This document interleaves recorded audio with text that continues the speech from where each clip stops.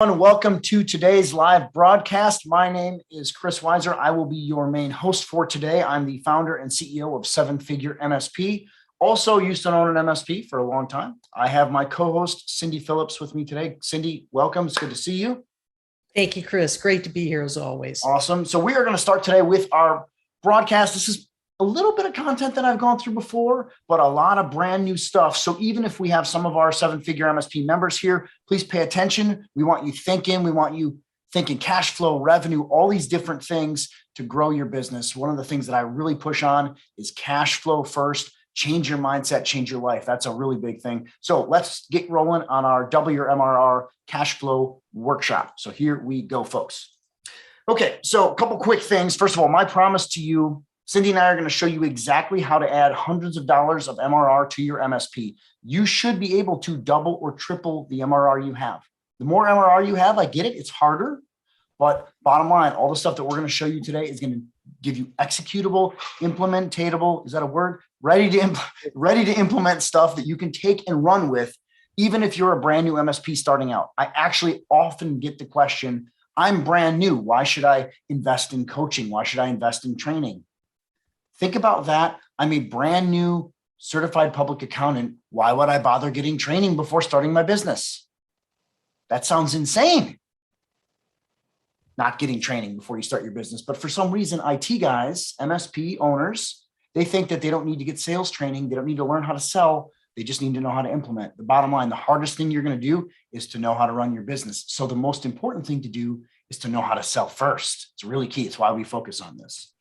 You are going to learn today the exact steps that we have over 200, 300 plus MSPs in our program, and we've generated millions of dollars of annual revenue, tens of thousands of dollars a month of recurring revenue in this program. Many of our MSPs are achieving this all by themselves.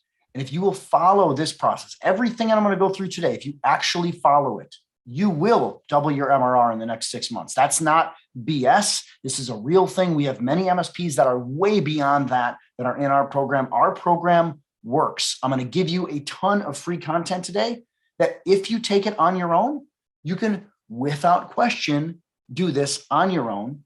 But the bottom line is the less or more MRR that you get it'll completely depend on how much you work, how much you implement.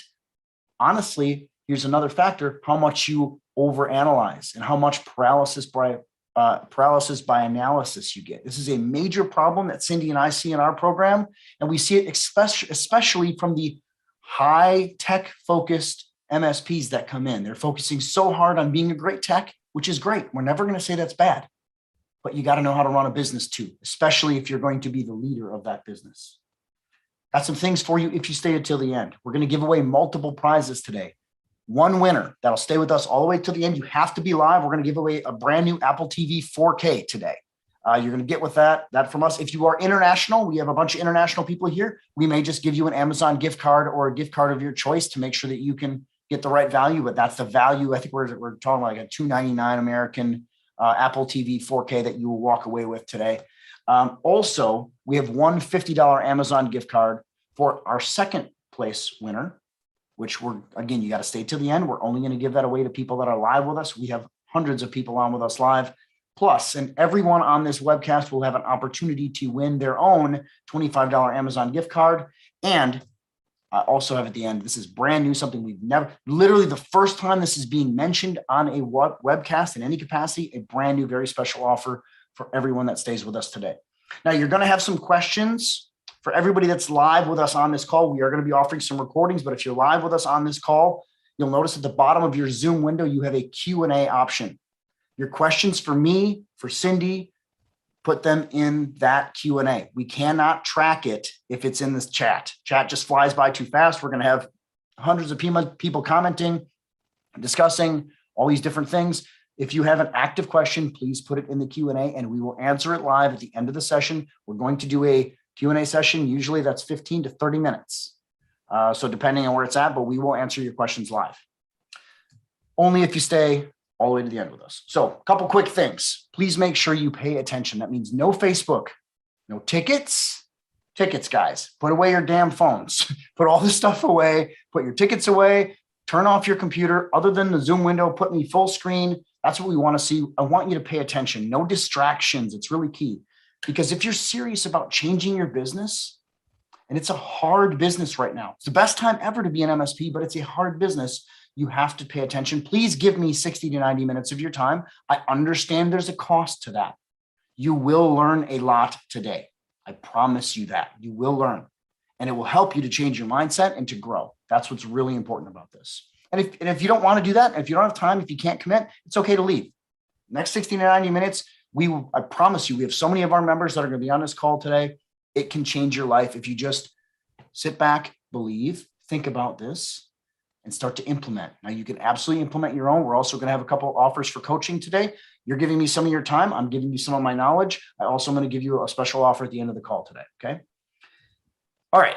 So here we go. Got to stretch out a little bit. Here we go. My name is Chris Weiser. If you guys do not know who I am, I owned an MSP for over 10 years. I was based in the Milwaukee, Wisconsin market in the United States. A smaller market, under about 600,000 people. We are in a suburb called Waukesha. It's a very American Indian, Native Indian culture there. And that Waukesha, my parents live in Oconomowoc. So we have all these places that are American Indian native names. I'm from there. We didn't have a huge market. And I started from zero. I was literally a single person computer shop, migrated into a single person MSP. My first hire was a help desk guy. And by the time I sold the company of June of 2015, we were over 200K of MRR, monthly recurring revenue, when I sold that firm. And you see me on stage right there. This was a couple of weeks ago here in Austin, Texas. And I think it was the last Wednesday in August here in Austin, Texas. And as you see, I sold that MSP in 2015. And since then, I have built a multi-million, 8-figure coaching firm called 7-Figure MSP, which is what you're part of that today, right now. And we have tons and tons of coaching clients and all these different awesome things that we do every single day and every single week and every single month. And we've added hundreds of thousands of dollars in new MRR for our clients using every single thing that you're going to see in today's slideshow presentation and our live webcast. So please take notes, pay attention. We are going to be offering recordings. You're going to get access to that, all of those things there. But please understand, this is a real thing. None of this is hocus pocus. You can make this happen. We have clients in every English-speaking continent in the world doing this today. They're getting $100, $200, $300, $400, $500 in their currency per seat per month. Now they're selling an all-inclusive package, which we help them build. We also give them tools with that. We help them do all these different things. It means all-inclusive help desk, all-inclusive on-site support, but it's fully managed IT, including cybersecurity services. And if you're doing this right, all the things that we're talking about here, which we're going to show you today, you can, without question, get these numbers in any market in the world. This can happen, and we are seeing it happen. I think our smallest market is rural Western Australia right now, and we're seeing well over $200 Australian per month per seat. So if it can work there, it can work anywhere in the world, folks. I promise you. We also have some in Africa that are doing this. So it's all doable. You see some of the results we have on the screen here. Got a great testimonial from Gregory there. Got another one from Greg Mullen here. These are real things that are just screenshots coming right out of, that was a text message, that first one that got sent to me. The second one there is in our Inner Circle private clients group. This one here was a couple of weeks ago in our Inner Circle client group. This one here was literally a week ago in our Inner Circle clients group. So we have so many real deals that are happening. And if you do some of the math on there, Charles Vandenhoven, 1,080 a month, 3 PCs on a 5-year deal. First presentation, first sale. Charles was on this call last month. That gives you guys an idea of the stuff that can happen, okay? I am here to show you that you don't need tons of certs, all this technical expertise. I am not a technical guy. I'm a sales guy, ultimately. Yes, I like computers. Yes, I like phones. Yes, I like toys. I got a racing simulator sitting right next to me. So I'm a dork, I understand. But ultimately, I focus on cash flow and I focus on revenue. You can do all of this by taking some time, focusing in the right areas, and executing the right tasks to succeed. And understand the entire MSP industry is at a massive crossroads right now. What does that mean for you, the MSP owner? You have to evolve. You need to move who you are. You can't just be a tech guy anymore. You have to become an aggregator of services. And you also need to become a CEO. And the mindset has to shift to sales first. This is really important. Cash flow first, sales first, revenue first. It all has to be on your core delivery principles. Cindy, you have one of the things that you talk about all the time in our peer groups mastermind with our highest level guys about a direct chief aim. That's right. Your direct chief aim has to start out with this mindset. And obviously we go and we help you evolve that in our mastermind peer groups program. But you really have to focus on the mindset in the beginning. Your direct chief aim has to be a sales first CEO mindset. That's got to be thing number one. You got to believe you can do this. This is really important. And if you're sitting here on the other side of the screen, you're saying, and I'm going to ask you, does this sound like you? You know you need to move from a traditional MSP selling tech support, which is, if you think about where the MSP industry has been for the last 20, 25 years, it was all about selling tech support. That's it, tech support. You have to become a cybersecurity risk-focused firm, but you don't have any idea how to do it. Does that sound like you? That's something that we can help you with today. Or maybe you have clients on legacy contracts, or even worse, no contracts. You have no idea how to get them to sign new ones. Understand, even if they are mid-contract term right now, you have to get them to sign new ones. But Chris, why would I need to get existing clients on new contracts? Because one of the biggest issues that we see, first of all, the biggest issue we see is that many MSPs have clients with no contract signed at all. They're sitting there sending them invoices monthly. There's no paper wall between them. The insurance industry calls your agreement a paper wall. That's what your master services agreement or your master client agreement is. It's a paper wall between you and them. The second biggest problem that we see is MSP owners that have a contract that they either Frankenstein together from 15 others. Cindy, how often we see this? Literally every week we see this. Frankenstein together agreement, and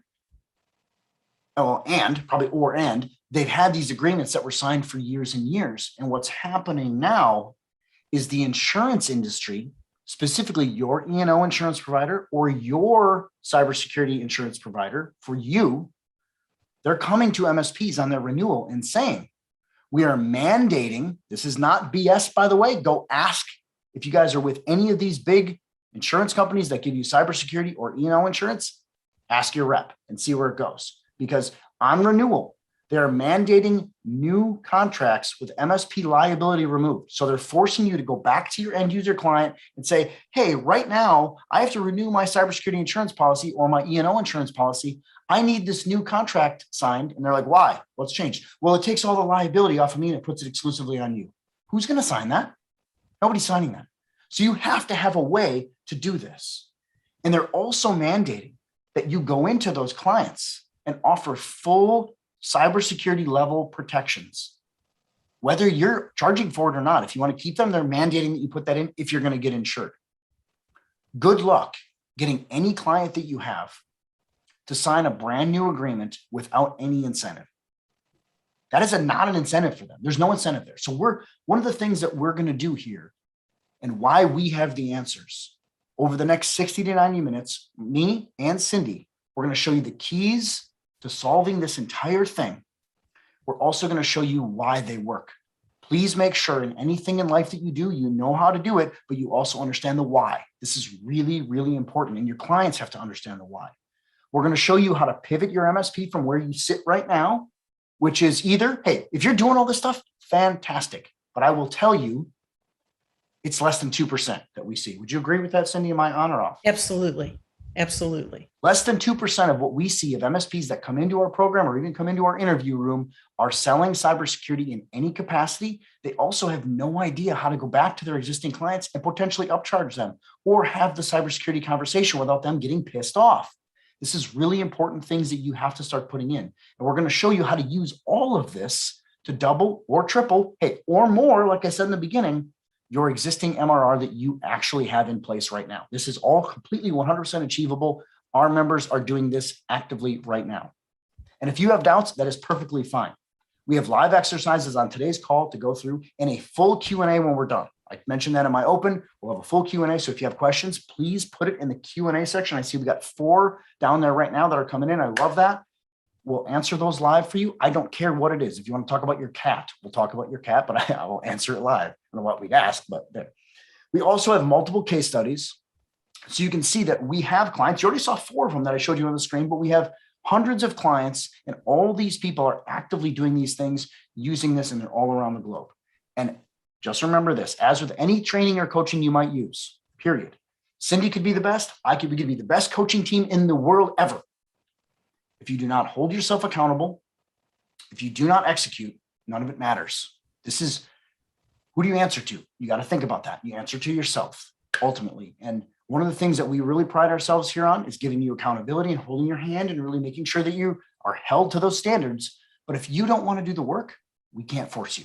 And a lot of this, everything you're seeing on today's call, you can 100% do yourself without question. You can come up with it. You can watch these webinars. We have guys that have come into the program that have done all of this on their own, and they just need that extra helping hand. So you can 100% do it on your own, but you just have to be focused on execution and holding yourself accountable. Use all this information as a launch pad. And if you struggle with structure and accountability, hire a coach. That can be us. It can be somebody else. But the bottom line is you got to get yourself accountable. And ultimately, my mindset for success: build solid process, master the strategy, execute like crazy until you have enough cash or time. Time's probably more important than cash, that you can scale.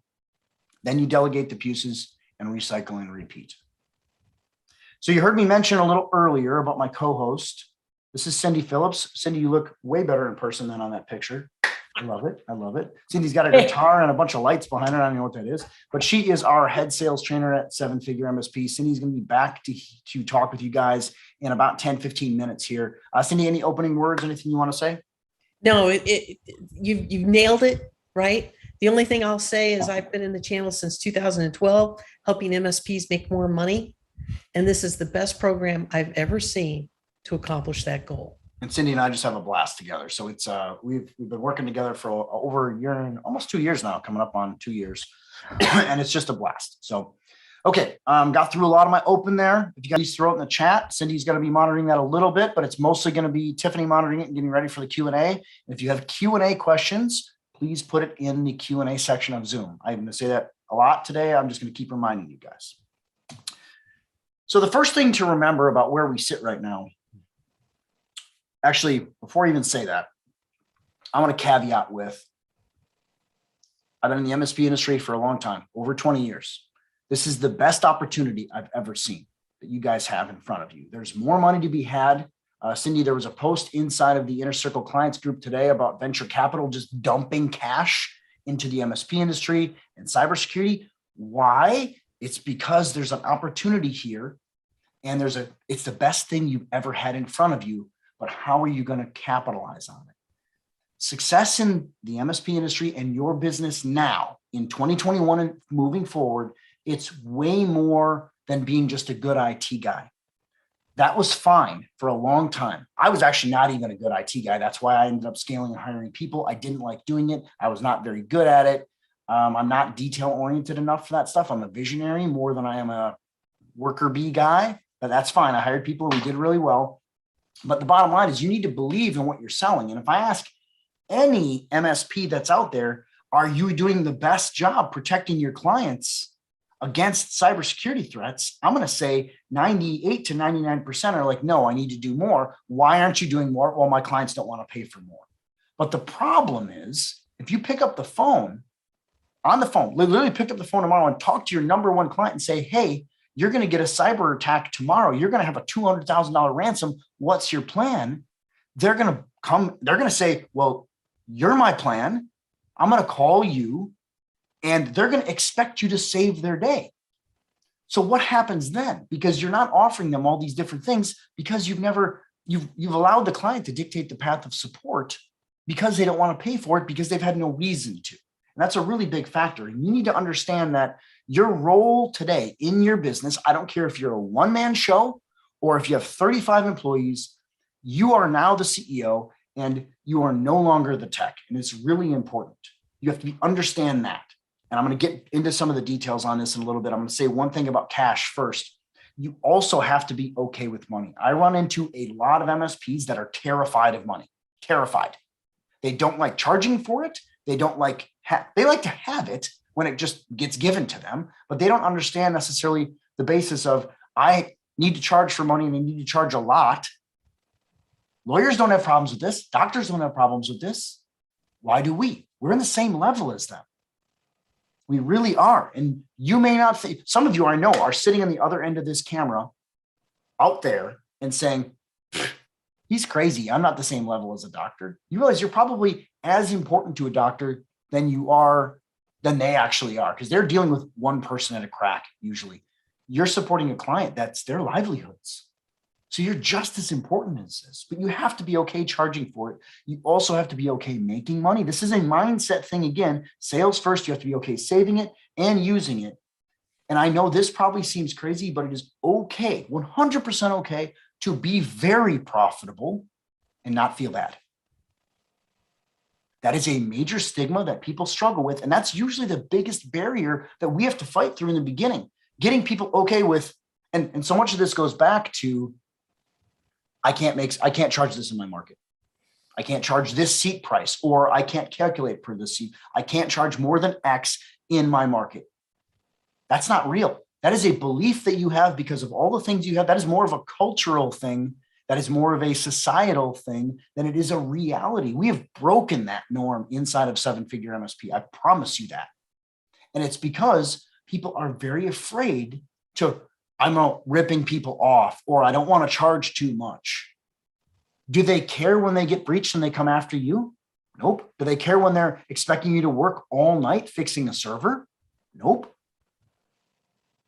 You have to be okay with making enough money to pay yourself, and you should be paying yourself first. This is a very big mindset thing, and it's really important. And I bring it up. Some people are like, why is that's stupid? But you really sit there and think about it. You have to be okay with making money, and it is 100% okay to make a good, healthy profit and not feel bad. I'm giving you permission to do that. Okay. Next thing to remember is, and I kind of got into this in my open a little bit, but the MSP of today is nothing like the MSP of even yesterday, or right now. But the MSP moving forward is nothing like this old MSP. Why? What's the deal? What does that mean? And the MSP as before is that tech support, that commoditized piece, versus where we're moving towards is IT as an essential. And when I say this, if you think about tech support, I'm going to put it like down here in the bottom window. If you're watching my camera, tech support is down here. It's a commoditized thing. Best Buy is offering it for $20, or so-and-so's, they got all these guys that are offering tech support, but it really has no value. And your clients never really had to have it. End user clients have never been in a place where they had to have tech support as part of their overall monthly budget. It was nice. And it was, yes, they needed it when they needed it, but they never had to have it all the time. Versus what's happening now is IT is moving into this window, and I'm going to go from the bottom left to the upper right of my window, my camera window here. Now we're moving to this place where if they don't have cybersecurity protections, the chances of them surviving the next 6 to 9 to 12 to 24 months or whatever are slim to zero. And the other fact, because they're all going to get hit, right? Everybody's going to get hacked. There's nobody on the other end of this camera that can say, nope, I can guarantee none of my clients are going to get hacked. Nobody's going to get breached, blah, blah, blah. Nobody can guarantee me that. Nobody can guarantee anybody that, because that's not real. So we're in this place where if they don't plan for that and have a plan, have something in between here, that they're going to go out of business, or even worse, and we'll talk about this as we go, they're not going to get their insurance claim paid. So IT is becoming an essential. But what's happened in between here is you're not charging that way. You're selling the same old way that you were selling. And it's all these not line item things with commoditized offerings and tech support and line item products and all this other tools. We're charging for tools and products. And it's turned into this whole commoditized world. And you have no way to convert them into these long-term risk-based clients. We're going to go through all of that today. And I want you guys to understand how important that is and what has happened to make that there. Well, cyber attacks are driving this. The hacking community, the hacker world, has become the #1 business in the world right now. What do we say, Cindy? Last week was like $6 trillion, I think, in 2021. So is what they're projecting or something like that. I forget what it It's was. crazy money. It's just crazy money. It blows your mind when you think about it, and it's not going away. It's getting worse. And even now, cyber insurance is under attack. They're actively using the fact that cybersecurity insurance providers and E&O insurance providers and D&O insurance providers, directors and officers insurance providers, the hackers are using the fact that those guys are being the bank. That's why they're ransoming them. And they're not even ransoming to lock up networks. They're ransoming to not release the data. They're ransoming to not empty your bank accounts. They're ransoming for those things now. And really what's happening is the insurance companies are basically drawing a line in the sand, and they're saying, we're done being the bank. We've been the bank for a couple of years now. We're running out of money because we're paying it out faster than it can come in, and we're paying it out in mass faster than it can come in by far. And you think about how dangerous that is and what's going on. And now we're in this world where gross negligence is becoming a thing, meaning if you don't have the best and at least can argue that you have the best, I offered my clients my top tier plan. They said no. If you can't do that, and if you've just allowed the client to say, oh, I don't want multi-factor on my network. Okay, that's fine. I don't want to pay for it. You can no longer say, well, they didn't want to pay for it. Okay, yeah, but you knew better as a technology professional, as a cybersecurity professional. I'm not an MSSP. They all consider, here's newsflash, guys. If you do any type of IT, you're an MSSP. You may not be one by qualification. You may not be one by title, but as far as your client is concerned, you handle their cybersecurity. As far as their insurance company is concerned, you handle their cybersecurity. Unless otherwise stated, you're responsible for all of it. And what also goes along with that, they expect you to fix it immediately. They expect you to have them up and running immediately. They expect you to work on it until it's fixed. And it's your job to pay for it. And then when there's a gross negligence issue, they come back to you and expect you to pay for it. Why didn't you have that in there? This is not BS, guys. If you question me at all, pick up the phone and talk to any of your insurance providers and ask them that question and ask them the words gross negligence and see what they say, because they're going to tell you, yeah, you are responsible for all this. That's what they're going to tell you. So we talk about this a lot in this company. Inside a seven-figure MSP in our program here, Cindy and I have daily conversations about risk, about your risk light bulb. I called it the risk light bulb in the beginning because I like cartoons. I'm a child. Mentally, I'm a child. And when a cartoon character has a bright idea, light bulb turns on, right? That's what that's for. So is anything that I just talked about right there, did that turn on your risk light bulb? Because you have to understand how big of a deal this is to you. Or are you still eating the entire, and this one's Cindy's. So I came up with the risk light bulb. Cindy came up with the risk sandwich. Or are you eating the entire risk sandwich? Not only with your service delivery, but your assessment process, all these different things. So we're going to show you some of this stuff today. And this is revolutionary, different stuff that's never been done in this industry. Seven-figure MSP is the only one that's been doing this for as long as we've been doing it. Other people could talk about it, but the bottom line is this is a big deal. And you have to start talking about gross negligence, and you have to start talking about the risk light bulb and the risk sandwich and all these different, you can call it whatever you want. Those are our terms we use internally. But the bottom line is you have to do that. And gone are the days of not doing risk assessments because, namely because, here's the why, you cannot support a network sight unseen.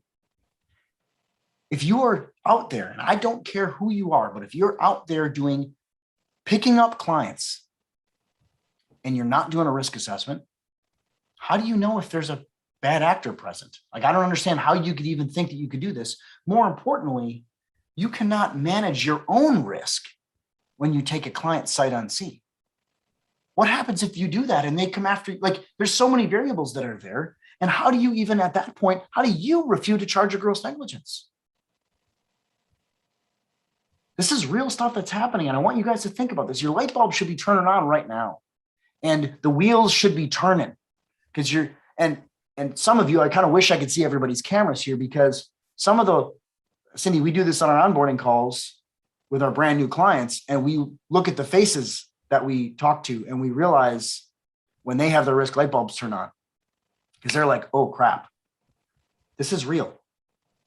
So you have to ask yourself, thinking about the tech support argument and the IT is an essential argument, what is your huge differentiator? What does it look like? Are you doing anything to be different from your clients, or are you still selling that old way? Now, we're going to teach you guys how to sell the new way today. We're going to give you a lot of details. We're going to give you a lot of specifics. If you need accountability, we'll be here later and we can help you with that. But the bottom line, you have to think about this. What is the reason they would stay with you? Are you the same exact client? Are you the same exact MSP that you were a year ago, 2 years ago, 3 years ago? If you've not massively evolved your practices, not just the tools, but how you deliver them, one of the reasons that we do an all-inclusive product inside of our program is we want IT under one umbrella. Not just tool. I don't know what's what. Someone else has got that. You can't control that. You have to solve problems in order to get people to buy in. And that's what this is all about. It's about finding problems and then selling them the solution to the problem, not selling them tech support. Also, another big factor with the tech support thing versus the IT as an essential thing, tech support is a cost. It's commoditized and it's a cost. What do every accountant in the world, what does every bookkeeper in the world do with costs? They cut costs. What do they do with expenses? They budget for them. How many of your clients are actually really budgeting for your IT services? Really? Yes, they may have spent some of it, but is it being charged properly? We're going to talk about seat pricing here in a little bit with Cindy, but think about all that. And your big differentiator should be the cybersecurity risk assessment. You come in the door, you start talking about all of these different things, and it has nothing to do with the tools, and you drive the discussion towards risk and managing risk. This sounds an awful lot like insurance, right? Think about what is insurance. Is it a cost or is it budgeted for? It's all budgeted for. We all have insurance in our life. Like I personally have car insurance, homeowners insurance, health insurance, life insurance, all these other things. Do I even think about cutting them every month? No, they're just part of the equation because I have to have them. What's the ROI on it? What's the ROI on any type of insurance? Zero. It's a big old fat O. Until when? Until you need it. That's really what matters. Think about that. And I hear I need to have ROI for my IT services discussion from MSPs every day. What's the ROI on insurance? Big old zero until they need it. That's called risk management. We're moving from the tech support commoditized area over to the budgeted expense category. That's a big factor. That's the big reason why you're doing this. And you're getting in there and you're giving them all of these different things that you're finding as pain points.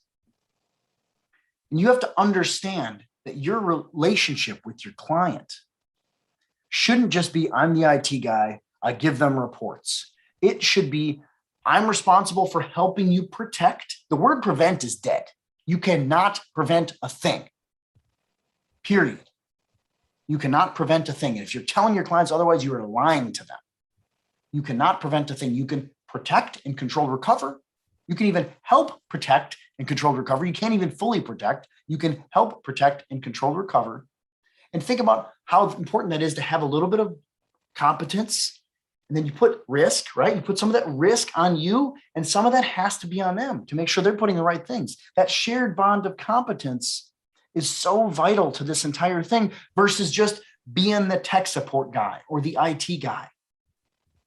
These are huge mindset. I know I'm like squeezing my head, but it's a mindset shift thing that's more important than anything out of the box, because you have to understand that this entire industry has changed.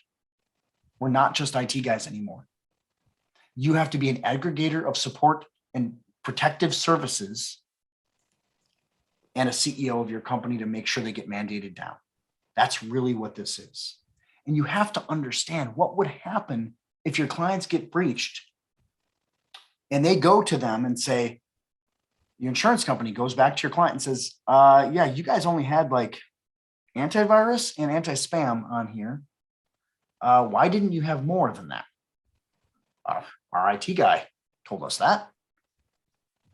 I offered it to you, client. You didn't want it. What? You didn't really offer it. You told me that I could do this stuff, but I didn't want to pay a lot of money, so it died. Like that's literally the discussion that's happening. So how are your clients going to refute that charge, that potential, this is real stuff that's happening. I've guys that watch this webcast or watch my discussions about this that are like, Wiser, you're nuts. None of that's real. If you have any debate about this, we all know that this is real now. Like a year ago, I could take that, but now it's not even close because this is real stuff. And you have to understand that the way that you're talking to your clients, whether you're doing QBRs, your TBRs, your actual network assessment or what that looks like, you have to be talking about cybersecurity. You have to be talking about risk. You have to put this in front of them and make them decline it on a regular basis now. And are you actually doing risk assessments or are you just pretending? Because a lot of guys come to me and also say, I'm doing all this different stuff and I'm presenting it to my client, but they're not really doing it. And they're surely not doing it in a way that can be that you can actually say, yeah, I presented it to them and they declined it. You're allowing the client to dictate the path of support because they're focused on money, because they're focused on the way that they always bought from you. You have to change that entire thing up. So here's some of the steps. I know this is a little bit small on the screen, but I'll let you guys let this up here. If you want to take a screenshot of it, feel free. But these are all the things that we do in our traditional cybersecurity risk assessment steps. We have a sponsor meeting, our security policy interview, physical environment.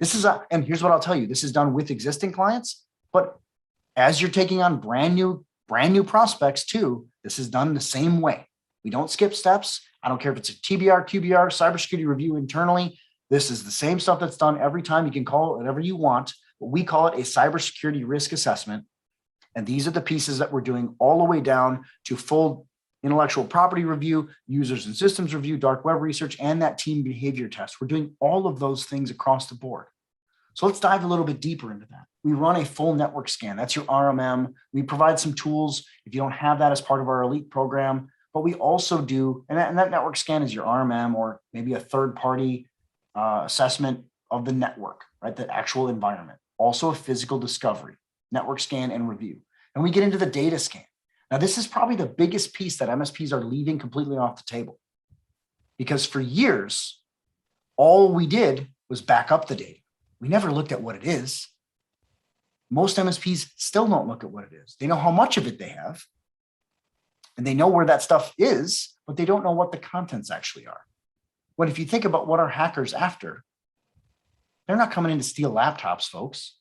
They're coming in to steal that data because they realize how important that data is. They're also in this place where they know they can hold that data hostage. They also know they can find a lot of gold nuggets in that data, which is bank account information, your personal identifiable information. In the United States, they call them social security numbers, driver's license numbers, bank account numbers, routing numbers, all these different credit card numbers, all these different things. That's what the hackers are after. The clients, how many times have we heard a client say, I'm too small to get hacked. They don't want what I have. My rebuttal to that is, how much, you don't have to tell me this, but how much money you got in your bank account? Pretty sure they want that. You're not too small. Everybody's a hack. Everybody's a hack capability. Everybody is now. So you have to understand that. So we then move on to our data scan. Next, we do your standard dark web scan to show that they have stuff that's out there already. Almost everyone's been breached now. We can show that there's data out there. We can show that there's things out there, and it just adds to the pain. We also do a software scan. There's software as a service, their apps, Office 365, G Suite, Dropbox, all these other ones that are out there. We do that SaaS scan to gather even more points and to show them that, hey, your network is under attack. Your Office 365 is under attack. Your SaaS apps are under attack. Then we also make sure that we do our user testing, fake phishing, to show that all it takes one. And our average that we see now is if it's a 10 user network, 8 click on the email and 1 to 2 open it. That's all it takes, right? We're showing that. We're showing them pain. We're getting to the point where they see that. And why do you have to do all these scans? You have to make sure that you're giving them a full selection of their data because not every one of these is going to be completely comprehensive. You may have 1 or 2 people click that fake fish, but you're probably going to have a bunch of stuff in your SaaS scan, a bunch of stuff in your dark web scan, a ton of stuff on your data scan, and you have to paint that complete full picture for them to understand how critical this is. You are hackable. They do want what you have because here's what it is. And look at how dumb your users are. Oh, by the way, you clicked on this twice. Like that's the kind of stuff that we have to put in front of them. And the amount of MSPs that skip steps in this blow me away because they just want to get stuff done. You need to be focusing on the sales side of all of this, which means, yes, it's important to sign the client. That's after the sales, okay? That's important to support the client and manage the client. That's great. But you should be spending as much time investing in all this. And this is the stuff that MSPs don't want to do because they're not comfortable with it. We are giving you the process. We're giving you the steps. And all of the, even if you just take these 5 things here and implement this on every single client that you're talking to, note I said client, not even just prospect, but you have to go back and have this discussion with every client you have. And that's how we're going to talk about some money stuff here when Cindy goes on in a minute here. But that's a really big point. And you have to create a need in your client that they see all of this and they have to understand it's not just tech support anymore. It's now that IT is an essential. Why isn't it essential? Because I see all the stuff he showed me. I have to have it. If I don't have it, I'm going to not be protected. And how do you create that need? You have to create some type of an emotional response in your end user. That decision maker or decision makers, most importantly, you have to have them all in the room. That's really key. They have to see this thing live in front of them, and you have to create an emotional response. And we've had a bunch of our members present this way. We had one, I believe, we had a guy, Doug, literally last week. Cindy, did you see Doug's response? I did. He said, I have never had my butt kicked like that before in my life, because the guy was, and he didn't mean that he lost the deal. He mean that the guy was downright mad because the client assumed he was doing all this protections. The client assumed that he was good to go against cybersecurity. He couldn't believe that he had all this data. He had no idea that this was a deal. And he was literally like pissed off. That's emotion. I can do a lot with emotion. That is a really good thing because you know what? Emotions drive decisions. When people are mad, they make decisions. And I will give you a great case study on this. This is a personal one that has nothing to do with IT. My dog had a tumor last year on her spleen that was the size of a grapefruit. It ruptured. We took her to the vet. They said, hey, it's going to be $6,000. I think it was actually almost $7,000 when we were done. What do you want to do? It's my dog. Can you fix her? Yeah. She probably got cancer, but we can fix her. Fix her. I can't live without her. It's an emotional thing. I had tears running down my face. My wife we're both literally went from coming home from a weekend retreat that we did to seeing our dog laying on the ground, to taking her to the vet in a 6-hour period, to being told that our animal that we've had for 10 years is going to die unless we spend $7,000. That was an emotion. There wasn't even a remote hesitation in it. And you know what? She's still here. So she did not gone. But decision makers do not needlessly deliberate on price when they have an emotional reaction and a real need. That is on us to deliver to them. It's not just about tech shit anymore. It's not about that anymore. You have an opportunity to go back to every single client you have and every prospect that you're going to talk to in the future and create real emotion, which creates need, which reduces or eliminates price objection. Now, I'm not saying go and rip them off. I'm saying actually charge what you should be charging for, because this industry has been massively undercharging for a long time. And it's gotten worse. Those guys on the race, we've heard this whole term, race to the bottom, right? Why are they on a race to the bottom? There's no need. It's tech support. It's commoditized. Once a product goes the way of commoditization, you might as well just forget it.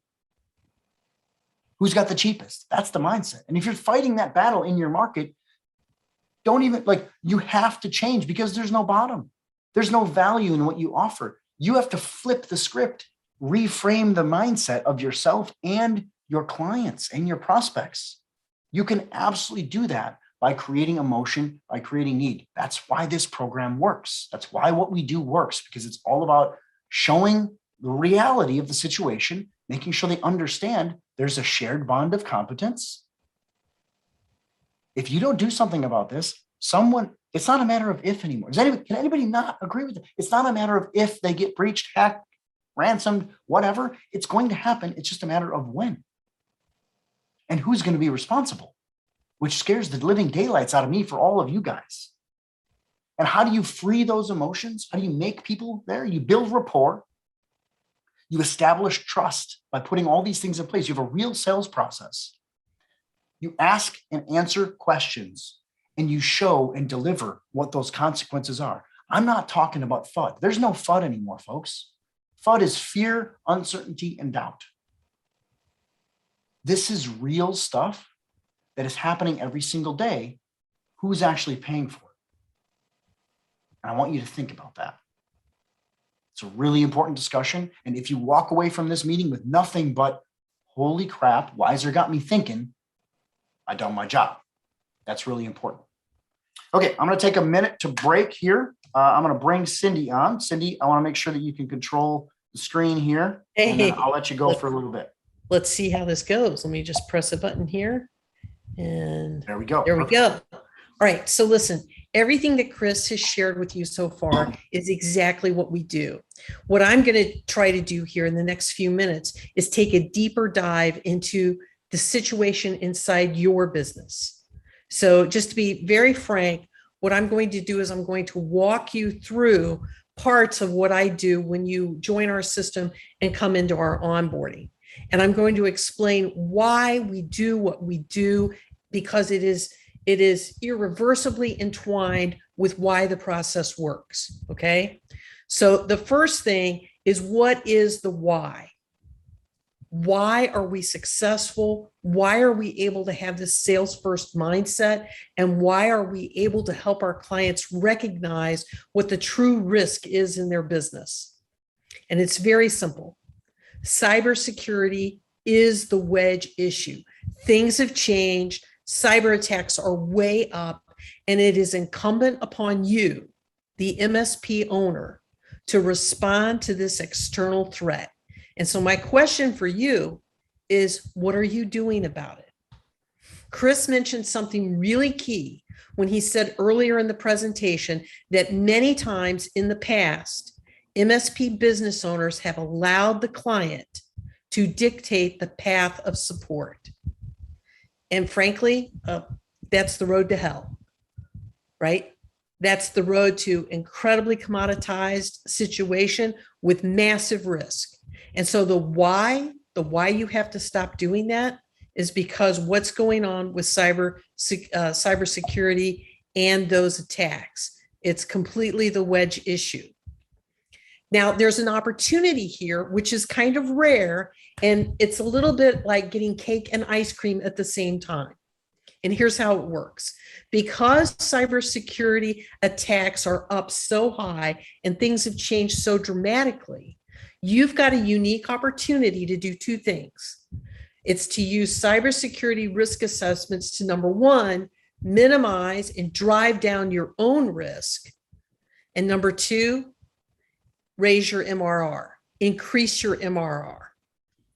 It's like the perfect storm, because we're going to show you how to go have an honest but uncomfortable conversation with your existing clients and with prospects to help them understand how the world has changed.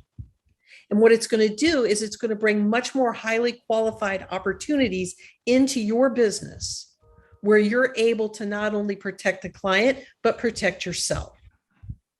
And that's key. Protect yourself, reduce your own risk, and increase your MRR. So I'm not going to ask you to put anything in the chat right now, but I am going to ask you an important question. Have you ever sold your services too cheap? Have you ever avoided a tough conversation with a client because you just didn't want to disturb the relationship?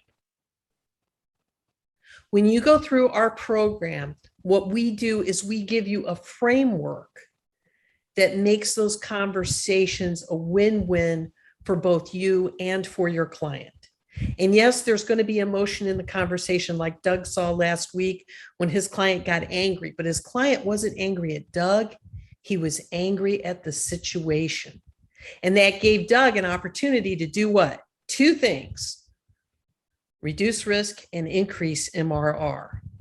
So let's look at things a little bit differently. I'm going to get out my supercomputer right here, and we're going to have some fun in the chat, and we're going to do a little bit of exercise work here.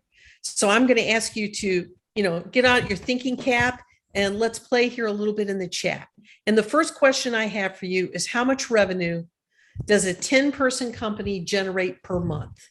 Okay. We price most of our services dollars per month. So let's think about your average client with 10 people working for them. About how much revenue do you think that they are generating a month? And you'll just go ahead. We've got just a slew of people here with us on the call. I don't know if there's going to have enough of room for everybody to type into the chat, but just go ahead. We've got 100K, we've got 750K, 300K, 5 million. We got some great numbers just popping in here. And remember, these are not annual numbers. These are a month, per month. Okay. The reason we're saying the month is because specifically what Cindy said, a lot of times we want to calculate this out, but a lot of times you're pricing your services per month. So we want to break it down for you. Yeah. So we want to do a little math. So we've got some great numbers going on here. So this is really good. So let me now go to my next slide. And now I'm going to ask you a secret question. This is what I like to refer to as one of my Jedi mind trick questions. What's the average cyber risk a 10-person company is carrying? Think about that one for a minute and type your answer into the chat. And that's probably going to be in dollars. Yeah, that can be in dollars. That can be in dollars. Whatever your currency is, feel free to throw it in there. But the actual cyber risk, think about this. And I look at cyber risk as what's the money in their bank account? What's the actual potential fines? There's all these different scenarios. Cindy, how would you think, what is all in cyber risk? So the thing about all in cyber risk is it's more than just investigating the incident. It's more than just protecting the people that got clobbered. It has to do with the operation of the business and all the expenses that go into running that business for, say, a month. What if you get hit by a cyber attack and you're down for 20 days? What happens to the whole business as an organic entity? Okay. And when we talk about cyber risk, here's the thing. Well, I don't know if you missed this or not. You guys are all really smart. You might not have missed this, but cyber risk can be more than your annual revenue. Cyber risk can be more than your annual revenue for 5 years. Cyber risk in a business where people have not curated the data and have not adequately managed their risk can be well and above the value of the business. That's how big the cyber risk can be. And that's how much risk they can be carrying. And that risk is a silent killer. It's a silent killer because they don't even know it's out there. So they might give you a really good answer on how much revenue they make, but I'll bet you money that they will not be able to tell you what their average cyber risk is because they don't know. They've never even thought about it most of the time. Like they don't think of it from that scenario. They think about it as, oh, my business and all the stuff that's tangible in front of me, but they don't understand that and now, all of the things. And now, Chris, we're going to take this to the next level because as an MSP, I want to ask you a question. You own the MSP. And so here's the thing. How much cyber risk are you carrying? Would it be fair to say that you're carrying the cumulative risk of all your clients? Because they think you are. And if you don't have the right protections in place, you very well may be. Okay. So do you see how the risk number, the cyber risk number, can be like a 300-story building and the revenue can be like 10 stories high? Do you see that? Why am I making such a big point out of this? You have to manage the risk and you also have to manage the revenue. So take a second and think about how much revenue a company makes every month. And we can go back and pull some of those numbers out of the chat because we had a nice range of numbers there. And now what I want you to do is I want you to relate that to how much you're charging. Okay.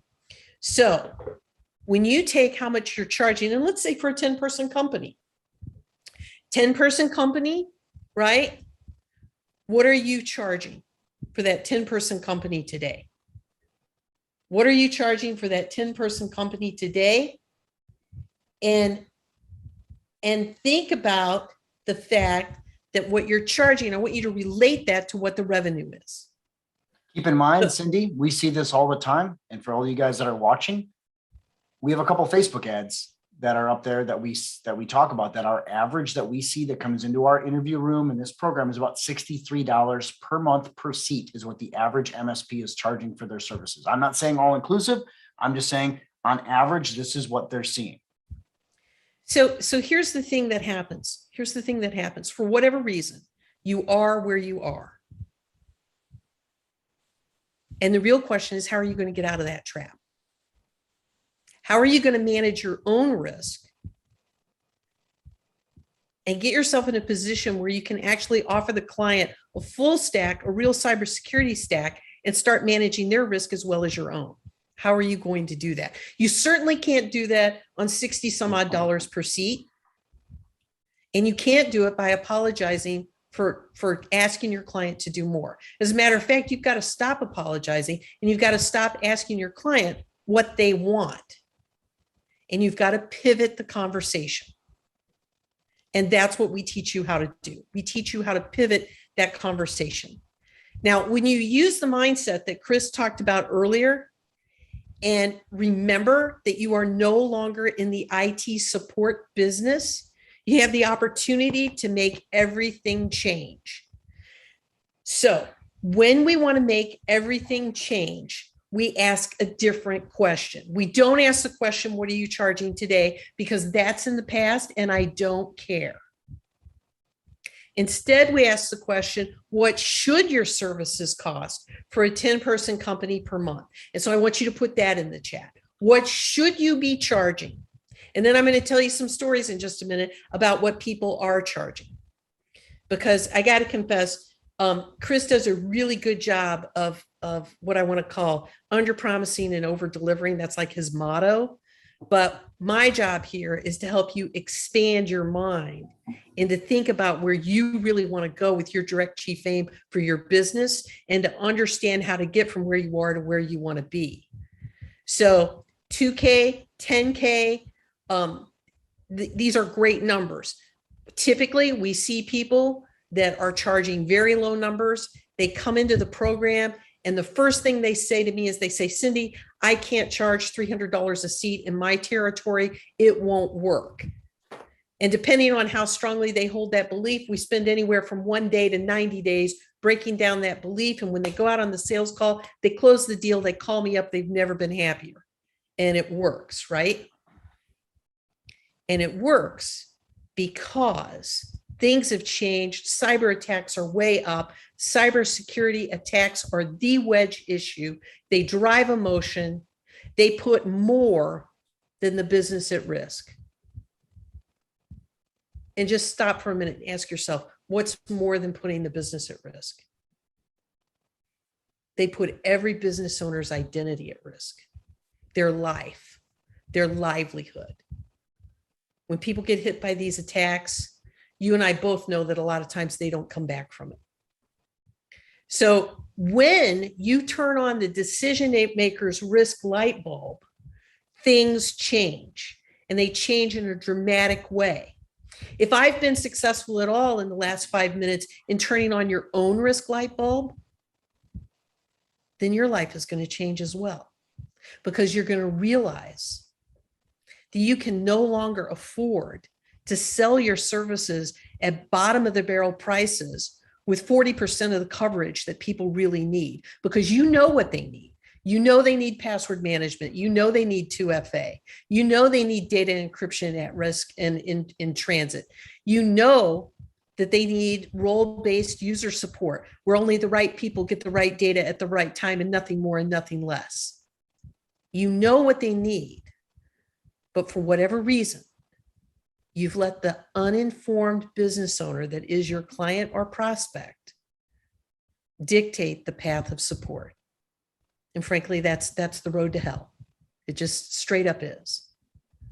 So when you turn on the decision maker's risk light bulb, you have now crossed the Rubicon and you are no longer the technology handyman or the IT support guy. No, you are the business partner that helps these businesses go to where they want to go and to have the revenue and the growth that they want to have. And it's a completely different clientele. I know every one of you have a list of clients in your drawer that you'd like to fire, but you can't because you need every dollar's worth of revenue. So what happens if we not only manage the risk and increase the MRR, but we also improve your quality of life? What happens when you turn on your own risk light bulb? There are things you will not trade off. There's a quality to your business that you insist on. Right client, right scope, right price. That's what happens when you turn your own risk light bulb on. So now it's time for an exercise. Now, when we do the exercises, be honest with you, not everybody wants to type into the chat because everybody's like, well, you know, I don't really want to put my numbers out there. But if you are bold enough to put your numbers into the chat, you're making a micro commitment to yourself. And for today, that's all I'm interested in, is that you make a micro commitment to yourself to really put your hands around where your business is and where you want to take it. So what's your total monthly contract revenue? And I'm talking MRR, baby. What is your MRR? And now I want you to divide that number by your total number of seats. And then I want you to put that number in the chat. And if it feels uncomfortable, do it anyway. Put it in bold letters. And this is how we come up with our $63 a seat number too, because we see a lot of clients that are in this place where they're not charging anywhere near they should be charging. They think they are, but then you start doing total MRR, 60K or whatever, divided by your number of seats. That should be the number that you're looking at. And on average, like we see stuff going in here, we got a 200, we got a 287, we got a 100, we got a 245. Right. Now I want to talk to you about, I'm going to talk to you about all of these numbers, and I don't care where they are. There's room for all of these to go up. Everybody operates in a particular band, if you will. Okay. We have seen numbers, and Chris, you go ahead and back me up on this. We've seen numbers as high as $800 per seat. Mm-hmm. Correct. Okay. Actually, I think we have a 920 now. Right. So really how high you want these numbers to go has a lot to do with where you think you want to take your business. And I've had business owners, MSP business owners tell me, Cindy, I can only raise my prices $100 an endpoint and feel good about what I'm doing. So I'm going to start there. And then funny enough, what happens 6 to 8 months later is they go back and they raise them another $100. Now I find that really interesting, Chris. So that's part of the reason when we do this exercise that I'm going to walk you through, that's part of the reason we use the $100 as the starting point. But don't let my exercise limit your world or your possibilities. And the only reason we really talk about the raise each, and you're going to see this in Cindy's next couple of scenarios here. The only reason we do that is because a lot of clients come back to us and they say, I know that I need to go talk to my clients and get them on new agreements and get them, more importantly, on the verbiage that's in these new agreements, but I don't have a way I can't raise their rates because I got them in contract. Okay, that's fine. But at least we can raise them a little bit and give them a forecast of where it's going to go. We have to charge them more because that's a big factor. And we got a lot of good we got a lot of good numbers on this call today, higher than we've ever seen actually on this call, which is awesome. But on the same token, many of the MSP industry, and there's a lot of people I think we only had about 20 people type in the chat. We got hundreds of people on this call right now. We're in a scenario where many of you that aren't wanting to type in, we know where your numbers are at. So listen to this and execute. It's super hard to type into the chat what your number is if somebody puts in $700. Okay. I'm just gonna be honest with you. If you see a number like that, that's like that. I completely understand why you're not putting your number in the chat. Yeah. And that's not a problem, because here's what I want you to do instead.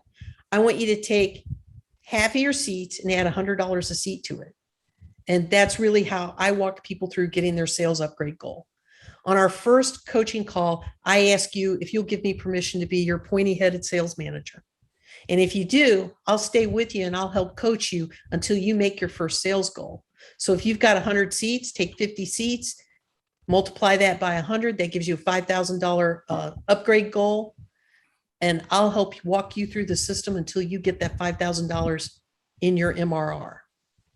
Now, if you have a huge business, and let's talk about people like Ken and Michael and people who have the huge businesses, Chris. But if you have a huge business, it works exactly the same way. You take whatever you have your total seat count and you multiply it by $100 a seat. And I've got people actively in the program right now who've got $75,000 upgrade goals. So it doesn't matter what your upgrade goal is compared to other people. What matters is that the system scales for everyone who is in it, regardless of whether they're like our dear friend Bill, who closed his first deal, what was it, 10 days ago? Mm-hmm. Yeah. Closed his first deal. And oh, by the way, he didn't tell me it was his first deal, or I probably would have freaked out. But anyway, he closed his first deal and boom, he's right in there running the process and making it work. Doesn't matter if you're there or if you're like some of our friends who have the $75,000 upgrade goal, the process is the same. It doesn't matter if you're in a small town or if you're in a metropolitan area. It doesn't matter if you have an industry vertical defined or not.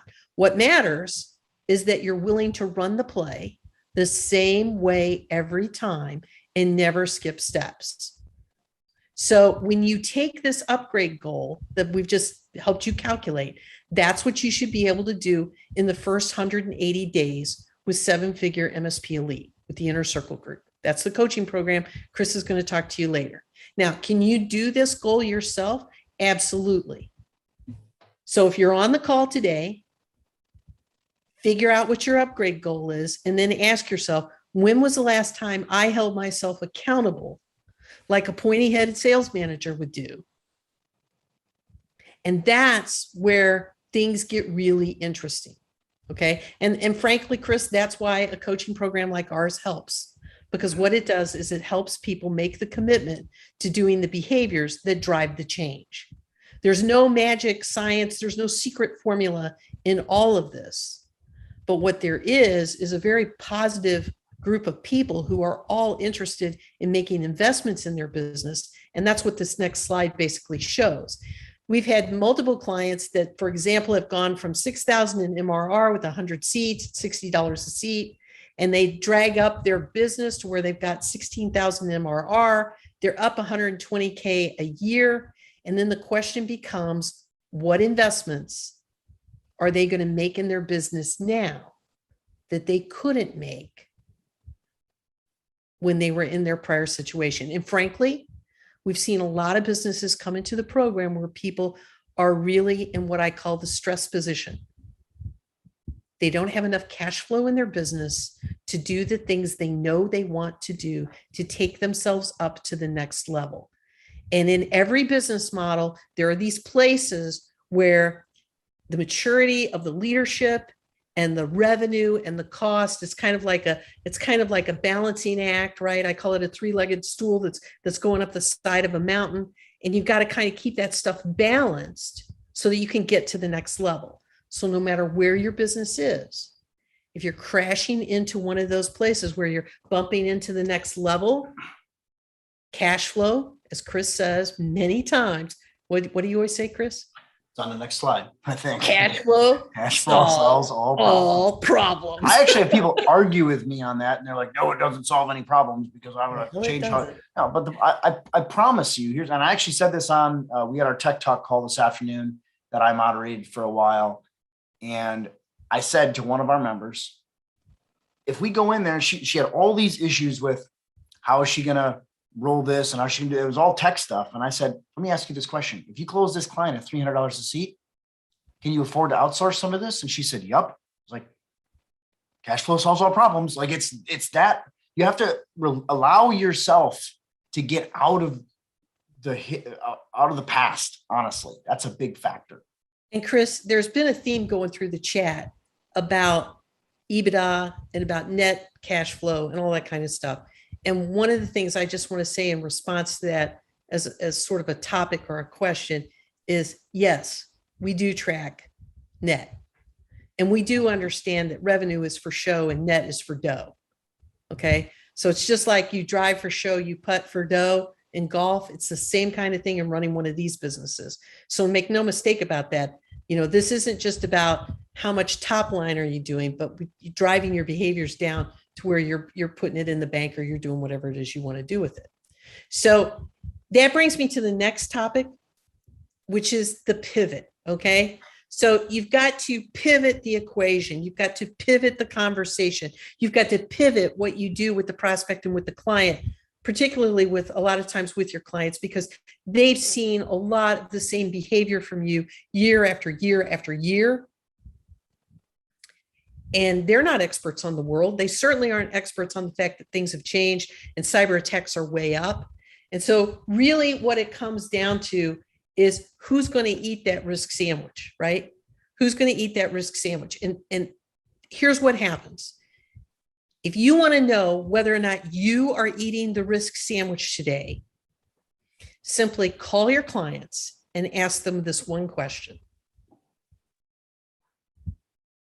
What are you going to do? What happens if you get hit with ransomware? What are you going to do? Hey, you heard me mention that earlier. Pick them up, pick up the phone, call them and ask them. That's exactly what's going to happen. You say, you pick that up. They're going to say you're taking care of it. Well, do you have an incident response plan for these guys? Right? Do you have what you need to actually respond to that call without having your hair on fire and putting every other one of your clients at risk? Right? The person who's eating that risk sandwich is probably you. And the reason you're eating it is because you've allowed the client to dictate the path of support and to pick and choose what they wanted. And if you've ever had a client say to you, well, what can we take out of this bid to bring the price down? Or what if I don't want everything you're recommending, right? We will teach you how to pivot your sales conversation and not say that. Okay. And it's a very simple thing, and it falls into the play that we run for the process of engaging the client. Now, you can call this play a sales process. I like to call it a client engagement process, because here's what we're going to do. It doesn't matter where you are with the client or when you start this process with them. So if we're going from first conversation, first call, first time appointment, to a discovery call, to talking to them about how we do our work, here's how we train folks in our program to present to the client. Number one, we don't work for free. So if you're an existing client, yes, we'll do a cybersecurity risk review for you out of respect for our relationship, but we're raising our standard of care. We're raising our standard of care, and everybody gets a cybersecurity risk review. Your review will be available at this day, at this time, and we're going to review your results. And based on those results, we're going to make a set of recommendations. By the way, those recommendations aren't necessarily what I would call optional, right? If you want to do business with us, this is how we do business. Now, in the past, we did business with you a different way, but things have changed. Cyber attacks are way up, and we have changed our business model. We have retooled. We now require a certain minimum standard of care. Why? Everybody ought to be able to type into the chat, what's the number one reason your standard of care has changed? What is it? That one's real simple. It's really simple. Yes, it is. It's risk. Yes. The reason your standard of care has changed, frankly, is because you can't get cybersecurity insurance without it. And how many dear friends are on the call with us today who have bought into the business model crap that you have to earn your business every month so you don't have any contracts? Try to get cyber insurance with that business model. You can't. We've actually never really addressed that, and it's such a good point, because the cybersecurity insurance providers are starting to mandate all of that. And who told them that? Who told our community that was going to happen a year ago? Chris Weiser told our community that was going to happen a year ago. That's just part of the vision that's in our community. And they go, it comes from Chris. So here's the thing, right? You're going to go to this first call. You're going to build trust. You're going to do a discovery call. You're going to discover their pain. You're going to do a cybersecurity risk assessment, and you're going to do every one of those boxes that we had on the slide, like 10 slides ago, the little bitty boxes you couldn't read. We're going to start with an executive sponsorship call. We're going to walk the process, and you're going to dig deep, and you are not going to skip steps. And if I had a nickel, Chris, for every time somebody said, I can't fish because fill in the blank, whatever reason, I do not care, right? We don't take that as an excuse. Oh no, by God, you will figure out a way to fish them, right? Because you can and you will. We don't skip steps. And the reason we don't skip steps is because all of that data, all of those facts that we lay down go into the next phase. They go into that risk management conversation. How can you have a conversation about risk if you do not have the facts? You can't do it. So you're going to learn to ask questions that in the past you might have thought were none of your business or maybe a little uncomfortable. And we're going to teach you how to ask those questions in a very respectful way. And we're going to teach you to use silence as your friend and to wait until you get the answer. And when you get the answer, we're going to teach you how to pivot that conversation and ask a very respectful question, which is, how do you want to manage your risk? And be invited in to help with a solution. That solution is one solution. It's not good, better, or best. It is one thing. You offer one thing, you put all clients on the same thing, and you do this because it is your minimum standard offer that meets the requirements of the world today. It's your dead level best offer that you can give someone to help repel the attacks that are coming consistently, frequently, and often. You then pivot your business in this retooling and you stop doing quarterly business reviews because nobody comes to them anyway, right?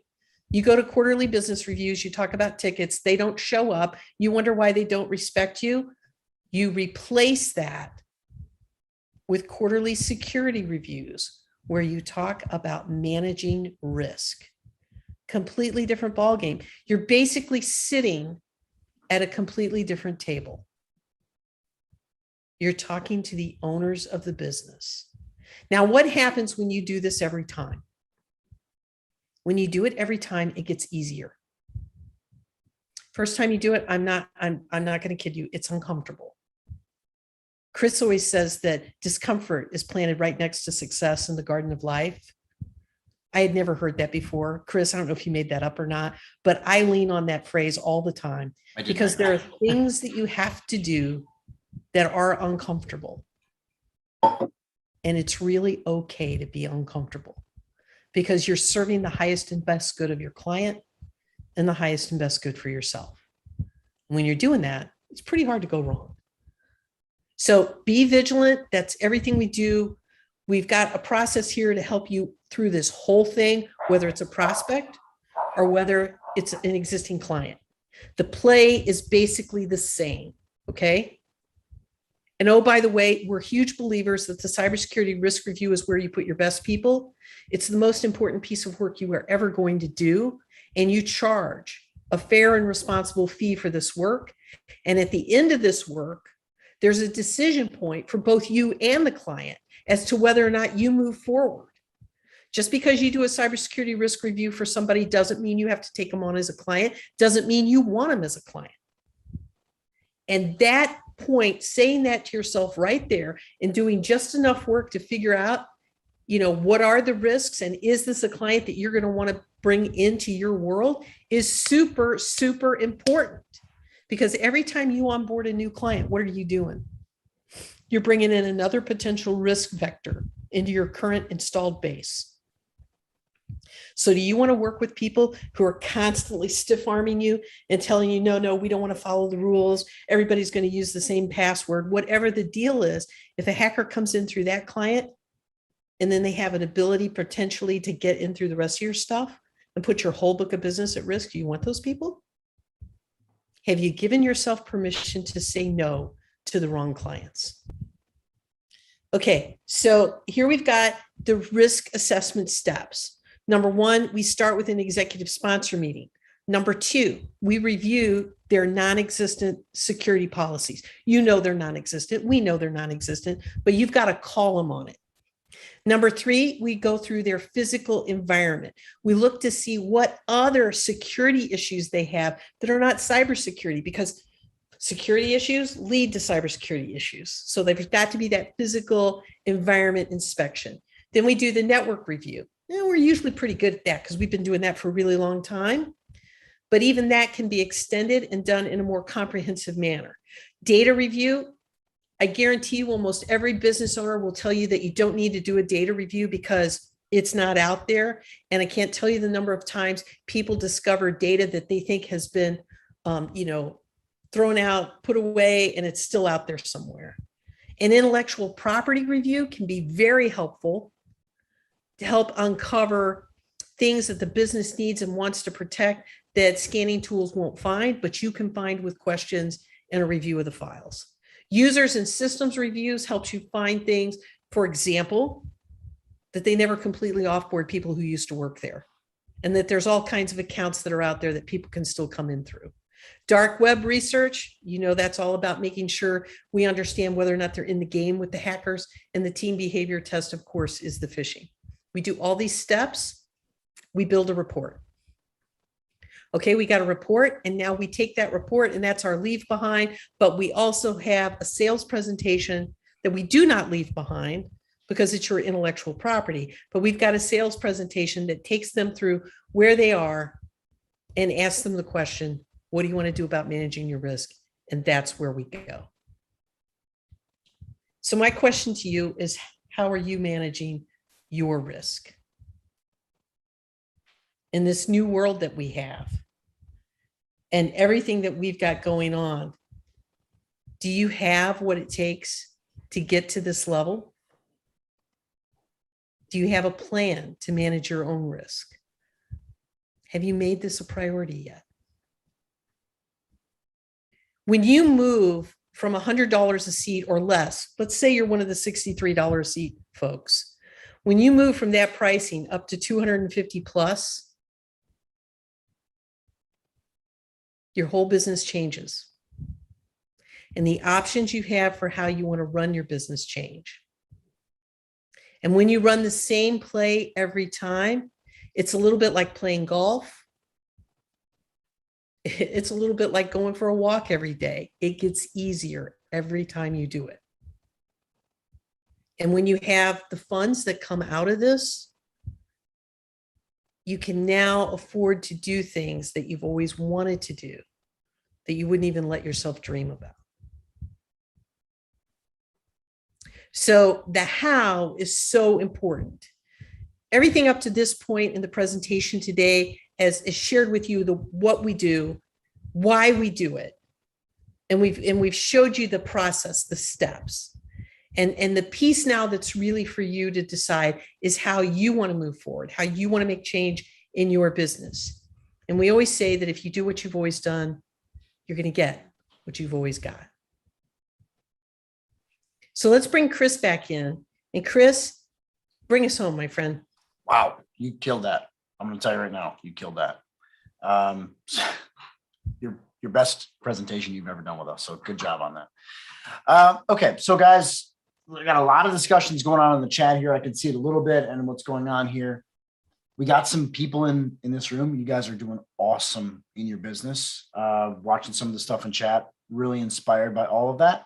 There's no right or wrong way to do all of this. I'm going to tell you that. That's thing number one. If you are doing really well and you're charging some of the numbers we're at or above, awesome. We see that. I don't see it a lot. I will tell you, you're in the minority. You are a 1% to 2%er in this industry. So congratulations to you. Keep doing what you're doing. Focus on revenue, charging properly, doing the right things, reducing risk, all the things that we're talking about. Absolutely applaud that. But also understand 98 to 99% of this industry is not doing that. It is a real thing. We see hundreds to thousands of MSPs every single month and year. Go spend some time in my big Facebook group, IT and MSP Business Owners Group. Search it on Facebook. We have 12,000 MSPs on there. 99% are not anywhere. They're at the average we see come into our surveys and all of our stuff is, I'm not joking with you, $63 per seat is what they're charging. This is real. So please understand that. Majority of this is made for them. And if you're doing really well and you're killing it, super happy for you. I'm not a naysayer. I'm a positive guy and I want to see nothing but success for you. So that's huge. So think about I'm just going to continue. Tiffany could put that in the chat for you guys. Somebody just asked about the Facebook group. So Tiff, throw that in the chat. Also, let's create a question on that for me, Tiffany, also. So we'll answer that as we go. You saw that pop up in the chat. So coming back to the presentation, I want you guys to think about this. Cindy was talking earlier about the incident response plan, but are you also prepared from your business standpoint? Do you, and I will tell you, we see over 80% of MSPs that are out there that have no cybersecurity insurance. Many MSPs do not have E&O insurance. They also don't have master service agreements / contracts with their clients. This is real stuff that's happening. They are break fix only. You will not get insured if you're break fix only. That is stuff that we're really seeing. We have MSPs that are in this place where they're like absolutely praying that they don't get hit with something. And they're in this scenario where they're getting like not even talked about like nothing's happening. Okay. This is real stuff. They also have no SLOs or SLAs with their clients. This is a really important thing. You have to have all this stuff in writing. And you also have to make sure that your clients understand your stance on risk. Because many of you are not in that place. You are not stating. And this is one of our processes that we put in place is we say, meet with your clients, do a cybersecurity risk assessment like we just talked about with all the steps. And when they have an objection, not if, when they have an objection, because most of them have been used to paying nothing for IT. They've been paying for tech support. We have to shift the discussions and shift the risk. You have to put some type of shared competence in front of them. So when you get an objection, I have to talk to my partner. I need 2 weeks. I need to do all this other stuff. I think this is too much. Okay, that's fine. Slide the risk acceptance statement across the table or virtually via email or Adobe Sign or EchoSign or DocuSign or whatever you have to do, because you have to understand this is going to happen and then put incident response planning into play. You have to start thinking about cybersecurity and protecting yourself and your business first, because they are going to get breached, hacked. I don't care if you're working. And understand also, guys, and I know there's going to be all this discussion inside of the whole chat and all these other things. 95% of the MSP industry is under 10 employees. These are not stats that I'm making up. These are real things that Forrester and Gartner are bringing to the table. These are real numbers. 95% of this industry, the MSP owners themselves are under 10 employees. This is real stuff. But you have to understand with this entire thing, you have the ability to shift, change the way you talk to your clients, change the way that you deal with your clients, change your life. And with everything that we showed you today, you have the ability to invoke emotions and you can crush your goals. Do you even have goals? Cindy, how many of these people that come into our program have never set a goal? They're just like shooting from the hip, right? Afraid to set the goal they really want. Yeah, I think that's really key. So before we start asking or answering questions in our Q&A, the number one question folks ask us, we have a bunch of stuff. This already came up here in our chat. What's the number one differentiator between 7-figure MSP and our coaching program? Keep in mind, I'll also tell you, there's some people that are in the chat that are saying, hey, I'm doing this on my own. Awesome. I absolutely applaud that. There's definitely people that I know that are friends of mine from the industry that are doing really, really well on it. Hey, I love that. If everything were covered today, if you're like, yep, doing everything Wiser said, great, good, we're even better. Hey, I'm all over that. But also understand, we want you to grow. We want you to evolve. We want you to take your business forward. And you cannot do that without a mindset that's sales first, revenue first, cash flow first, sales first. All these things are there. And our world is different. I've been in a lot of coaching programs. I've been to a lot of different MSP coaches, events, trainings, all these other things. And I really pride myself on having a lot of industry vision. Cindy talked about that earlier. We've been talking about, if you don't have contracts, break fix is dead. We've been talking about that for 2 years. We've been talking about the fact that insurance industry is starting to come in and saying, we're not going to insure you if you don't have Term agreements with your clients. Month to month doesn't count, even if you have an MSA. Term agreements, the insurance industry is mandating that. So we like to be ahead of the crowd, first mover, hyper responsive to the market. We've been evolving as we go inside of our coaching program, inside of Seven Figure MSP Elite. We are also very execution focused, accountability focused. Focus, execution, no excuses. You must do the work. And if it doesn't feel right for you, hey, it's okay to say no, but I hope you learned something out of today's program. I would love to have you in our program, but if you can come in here and take a massive amount of stuff and go do work on your own, green light. That's what I want to see. You have weekly access to 7 and 8 figure coaches. That's me and Cindy and our team. We have compelling product relationships. We include tons of vendor discounts. We also include multiple different pieces of software in our program. We also have strong community relationships. I'm on Cisco's big Elevate discussion this week. I'm on a panel with some major industry leaders, people that I've looked up to for 15 to 20 years. I also am on stages this fall. Unfortunately, DattoCon just got moved to virtual, but I'm on Kaseya Connect IT stage. I'm on the Channel Partners MSP Summit stage. I'm on the ConnectWise IT Nation stage. We have all kinds of different things. We also have our own live event coming up the end of October here in Austin, Texas. And the positive mindset that we had. I didn't poo-poo anybody for not being in my program and doing well. I want that for you. And if you're doing it on your own, awesome. Nothing but happiness. Come shake my hand when you meet me. I'll buy you a drink. I'm all over that. Really important. Okay, so we're going to move into some of our Q&A here really quick here. If you have an active live question, I'm going to answer some of these. These are in the Q&A section of your Zoom window. I can't see, you guys see how much stuff went in the chat today? I can't hit all that because it just flies by. So anything that's active live here, I'm going to go through. Okay. Lacey Moore asked, is the 7-figure MSP program a good fit for a one-man MSP? We have probably 50 one-man MSPs in our program. Without question, it is a fit for you. I will tell you that. What I will say is we do like to see you have a decent selection of existing clients. The bigger you are, the better this does, without question. But we've had many MSPs. I just was talking to Brett Gallant from Canada. He's in New Brunswick, Canada. We were talking to him this morning. He's using this program successfully as a one-man MSP and scaling. We also have many others. Ryan O'Hara is one of our long-term members that's been here for a couple of years. He's in one of my Facebook ads. He's killed it and is continuing to kill it and has chosen to stay as a one-man MSP that outsources 95% of his work to help desks, various other things. So absolutely, Lacey, book a call. As we come out of that today, we'll help you out. We would love to help you without question.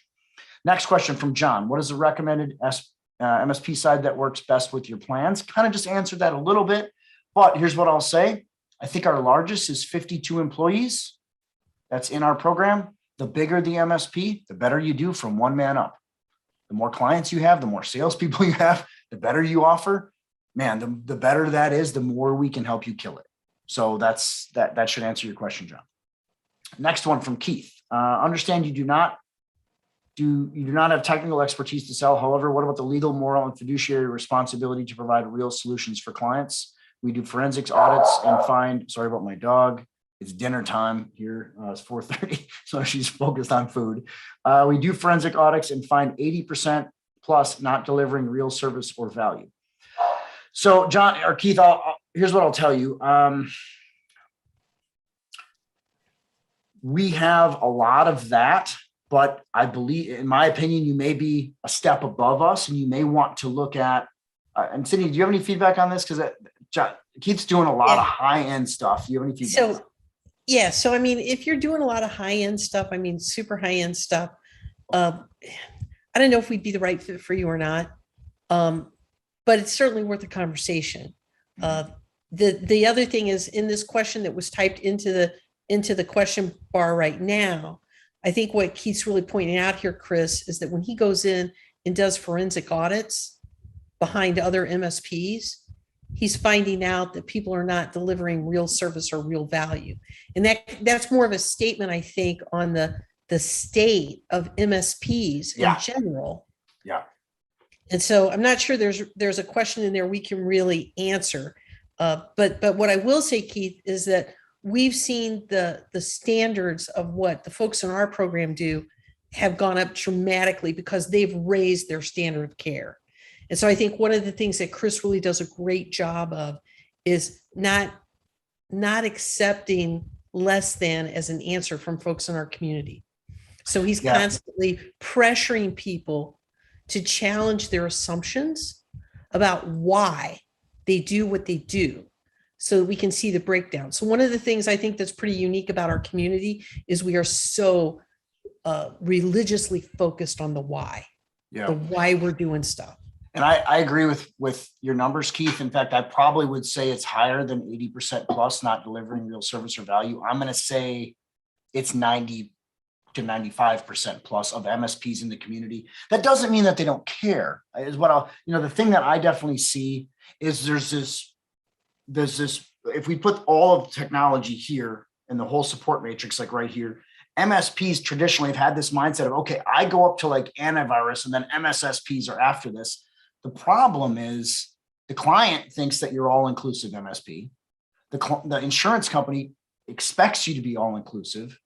And the law is starting to move to all of that as well. So there's just like this one big bucket, and MSPs have gone up to this point, and then they kind of stopped.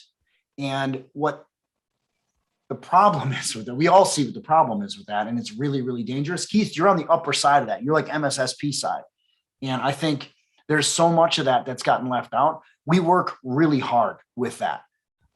Do we cover every single piece of it? No, but we have partners that we work with. We have a really good cybersecurity attorney that we work with.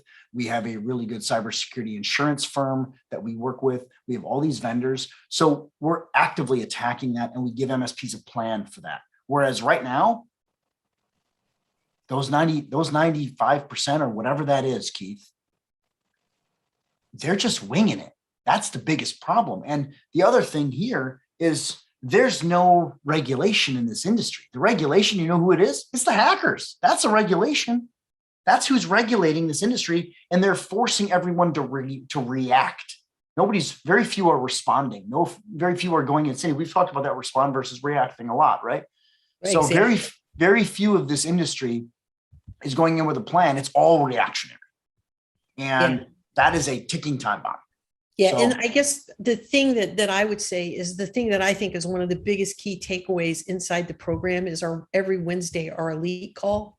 Mm-hmm. Many times Chris brings people in that are industry adjacent, like the people who come in from the cyber insurance world or the people who come in from some other places. And what they do is they bring that insight about what's really happening in the entire MSP space. Yeah.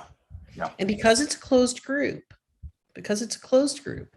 they're a lot more forthcoming with details about what's going on than they would be in a public forum, because in a public forum, they have to watch what they say, all that kind of stuff. So we get a lot of early warning radar. We get a lot of information that you can then act on. Well, you heard me mention the D&O thing earlier. Great example of how I learned about that is there's an MSP vendor that's a fully managed security operations center, a SOC, a fully managed SOC for MSPs. Their CEO called me and said, hey, you better get on top of this because we're starting to see where end user clients, their directors and officers, D&O, they have to have D&O insurance, and nobody does in the nonprofit and even semi-private sector. Nobody has D&O insurance, and their end user officers and board members are getting sued by the cybersecurity insurance industry, the insurance guys, and by the end user class action people. That's right. So we built that already, and from a reactionary standpoint on our side, we built a slide into our slide deck that we provide for MSPs that talks about D&O, and it's all real stuff that happens. Okay. So Keith, great question. I love that. You got a lot of good stuff going in the chat here. Actually, since I got Keith, you asked a couple more questions here. I'm going to hit those right away. And then Shiva, I'm going to come back to yours. Keith said, isn't the price per model in bronze, silver, and gold community sales techniques promoting low margin discount sales? Without question, they are. Without question, they are. They have for years. And the problem with it is that you think about that thing that I talked about earlier with tech support. That's all they had. So they had tech support, and your end user client never really had a need. So we're in this place where they're having to use price as they're defining, that's their vector. That's the whole thing that they had. That's all they had. And instead of talking to the end user client about, here's what your real risk is, it's all been about the price point, and they just keep chunking it down, and that's where it ends up. So you're spot on with that. I agree with that 100%. Keith, great question on that one. Okay, so Keith also said, and some of these were in, we may have covered some of this because they were in timing. So this one's from an hour ago. Keith also said, again, back to skill set. I do audits for insurance companies, and failure of technical expertise is a reason to deny a claim. We find firewalls without syslogs and reviews and valid patching. 100%. That's your gross negligence thing. And think about how many MSPs are sitting there in that world right now. Like, Keith, you're definitely at the higher end of this. Most of these MSPs, you're like MSSP land to me. I don't know you, but that's definitely what I see a little bit. And so many of these MSPs are computer guys. Like, that's what they are. And then they're masquerading as tech people. No, I shouldn't even say tech people. They are tech people. They're masquerading. And some of it's not even purposefully. They're just doing what they did because it's their livelihood. There's no regulation. They're doing what they did because they've always done it. Yeah, exactly. And that's right? literally the slide. Things have too, changed. right? Things Absolutely. The entire marketplace has changed. This entire industry has changed, but they haven't. They're selling the same way. They're supporting the same way. And it's all letting the client dictate the path of support, because most of this stuff's inconvenient, right? We get that. I get that. But so is anesthesia and surgery. So going to court. Really inconvenient to put them out, put them down, put them under. But hey, we kind of got to do it. So is malpractice. So is all this. So it goes down those same lines. So great questions, Keith. Thank you for the feedback. Love it. And great example. Keith just said in the chat, example, selling a firewall and not syslog for monitoring. Absolutely. We actually have seen a scenario where an MSP sold a firewall. It was a FortiGate firewall. They sold a firewall, unmanaged, just sold a firewall to an end user client, invoiced them, walked away, installed it, walked away. We all know best practice that should be monitored, managed without, had all those things that you're talking about, Keith. They ended up getting breached. The insurance company came back and sued the MSP for negligence because they knew better. You can't sell them this device without management. And the MSP ended up settling, but it cost them, I think, $100 and some thousand to settle. And all the insurance company wanted was their claim money back. That's what they wanted. That's why they were after. So this is all real stuff that's happening.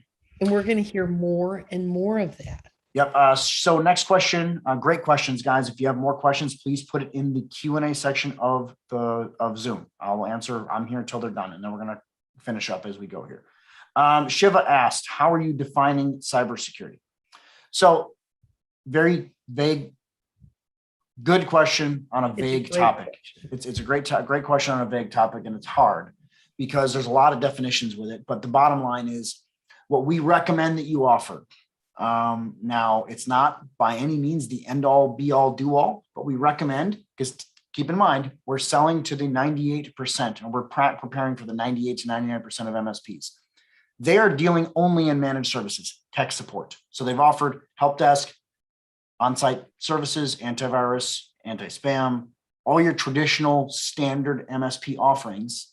But then we recommend that you include at least a basic cybersecurity protective stack, which is your EDR, your secondary threat protection, maybe a tertiary threat protection, application control, potentially zero trust, along with a self-managed or fully managed SOC. I recommend a fully managed SOC because very few MSPs are capable of running a self-managed SOC. They think they are, but it's not that. You're not capable of that. So we partner with various firms, from Highwire Networks Overwatch to recommending various other different ones. We partner and have discounts that we have inside of our program, but it's a basic MSP stack that's traditional, including service level, all inclusive on the help desk, all inclusive on the labor.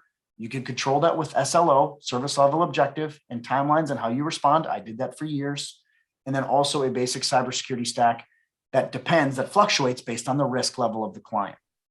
And one of the things that Chris isn't doing is he's not naming companies by name, because number one, we're tool agnostic. Number two, we have a philosophy that when we talk to clients, we talk to them about functional capabilities. Yeah. Okay. Functional capabilities. And so, Chris, one of the things that Shiva put into the chat here is that there is no zero trust platforms in the MSP space. I see that. And I just wanted your thoughts on that, because to me, zero trust is more like a concept, right? Yeah. And there are various different ways of implementing that concept. Best practice. I mean, there's a lot of variables here, and we could go all day about that. And People, we have to process, kind of plan procedures, tools, the whole thing coming together. Yep. And the way that we look at it is we are a tool agnostic industry. That's how we roll. We don't align ourselves with any specific thing. Common sense applies, and your mileage may vary. You have to be very specific and careful. And there's also no blanket solution that's going to cover everybody that's out there. You know, what's good for the Department of Defense doesn't apply to Joe's single attorney shop down the street. So it's got to be this, and it's got to be what's best case scenario, what's going to work best for your environment. My point is we work with you on that to help give you that. We are also not solutions focused. We are sales focused. So we give you options for it. We have tech calls, we bring in guests, but the bottom line is we are not a technology solution recommendation shop. That's not what we do. We teach you how to sell. Right. And so back to this question of how you define cybersecurity, Shiva, I just want to kind of pile on here and say that every person probably in our program has a slightly different definition of what that means to them and to their vertical market and to their geography that they're in and the size of clients that they go for. Right. But it's very clear to me from what I've seen from our members is that it's a combination of process and technology and standards and reporting and managerial oversight, all of those things coming together. And so it's not just a tool solution that they're taking in there. So when I say people have retooled their businesses, they're looking at it, you know, basically from a 360-degree view from all of those facets or aspects. Yeah. Great answer. It's not like we could sit here and have a discussion about this for days. It's a great question. I mean, I loved it. It's very hard to define clearly. Yeah. Andrew asked, what are your thoughts on future regulations and insurance agencies lobbying for the regulations and possibly helping write them? Very dangerous and definitely coming, because this industry is not regulating itself. And the bad actors, which are probably that 95% of guys that aren't doing a lot to self-regulate because they don't have the money or they're lazy or they don't want to or it's hard. There's all these other variables, but that's definitely coming, Andrew. The insurance agencies, I don't think we want them doing it, which means we have to self-regulate, but that's dangerous too. Like there's a lot of variables in that. And I think we're going to see a lot happen over the next couple of years here. All I know is we're doing everything we can on this side to help MSPs be on the front side of it. And it's really important because we are climbing up that mountain. I 100% agree with you. And without question, we're in this place now where we see a lot of success in our program. We see a lot of the right solutions being put in place. Definitely a different mindset than what's out there in the wild. I'll say that. Again, another thing I can answer forever. Andrew, you had another question. I gave a response to that. I need an answer on that before I can go to your next one, but I'm going to keep going here. Troy asked maybe a clarification on what full cybersecurity stack looks like. I kind of defined that a little bit, but overall, the mindset of what we have here is instead of it being a good, better, best plan, which you can, without question, get destroyed for good. You can get destroyed for better. The only thing, and the way that I look at it is it's going to depend on the client and what they need, what they should have, but it should be the best scenario. And if you give any one of you that are technical, hey, if I had an option to put in a good, better, or best plan and price wasn't an option, you'd say the best because you're good tech people. Usually that's the majority of what we run into. Really good tech people that mean well, but because of the way that they sold, which is based on the client dictating the path of support, you've sold them the good or even not even the good. And our job now is to go back and fix some of that and reduce some of your risk and reduce your liability. I don't even know, we can't sit here and say that we can eliminate liability. We can't eliminate risk. We can't do that. So we have to do the best we can with what we have right now. But the bottom line is you're going to have to go back within the next 3 to 6 to 9 to 12 to 24 months. You're going to have to go back to every single one of your clients and say, I need a new master service agreement signed, or I can't get insured. That's happening right now. It just depends on when your renewal comes up. I have to have this signed, and it removes all of my liability on your network and puts it exclusively on you. Good luck having that conversation with your end user client and having them not kick you out the door, because that's actively happening right now. And I understand some of you guys are bigger and you're already prepared for that. That's fine. But there's 95% of the MSPs that are out there that are not. And we're giving you a path to do this. At the same time, you're getting that new MSA signed. You're getting more MRR. You're getting a 36-month agreement or more. We're getting all these different things. If you go back through some of my wins and some of the things that I said earlier in the call, we're getting all that stuff accomplished, and we're charging more money because we're using emotion and showing the reality of here's what risk looks like, end user client. I know we've never had this discussion. I know that you thought I did this for you. I have to use different tools now. I have to put different things in. Times have changed. Sorry, this sucks, but it is what it is. Or that's fine. We can stay where we're at, but you're taking on all the risk. Here's the risk acceptance statement. I'll leave you where, that's the mindset now. We're giving you that path. It's a roadmap.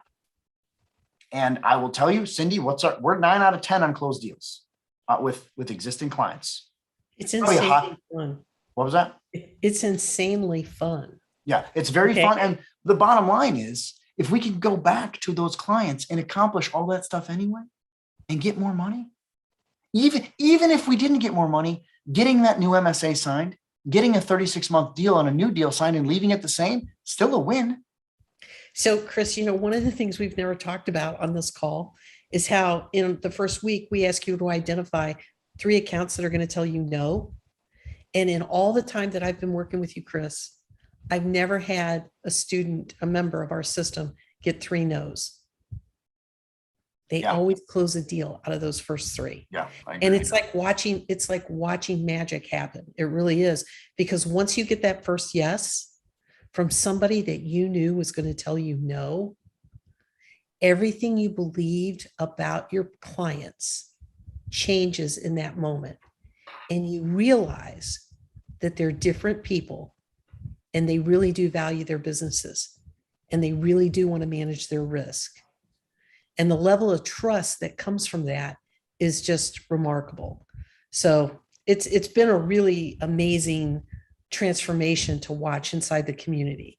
Yeah, I agree with that. Shiva, really good comments, by the way, on your comments in the chat. I agree with that. I like to have an MSA with a statement of work for each scenario, but there's a lot of variables on that. And it just depends on your attorney relationship with you and who you're talking to as a business as well. So right. A lot of variables, good comments for sure. Larry asked, how about other MSPs in our current market using your program? How would that work? I'm in San Antonio. I'm in Austin, by the way. Cindy is in Canyon Lake. So we're not too far from you.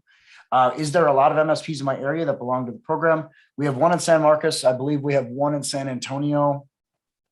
That's 2 in San Antonio. Yeah. But what's really great about it, Larry, is one of the ones that's in San Antonio, his business is national. Mm-hmm. And so he's mostly in California. Yeah, mostly. Yeah, so he's all over the place. And then the other gentleman who's in San Antonio has been in San Antonio for quite a while and has a nice business. What's really interesting is it's almost like a green field out here. If you look at how much growth San Antonio's had and how many businesses are out here, I would guess to say if we were to look into your book of business, there's very little overlap with where the other guys are going. So we've never seen head-to-head competition, right? We've seen people adjacent to one another. We've got another situation, for example, in another major city on the East Coast, where we've got 3 or 4 guys that all knew of each other. And now they're all in slightly different verticals and they're all there's like a little brotherhood now out there.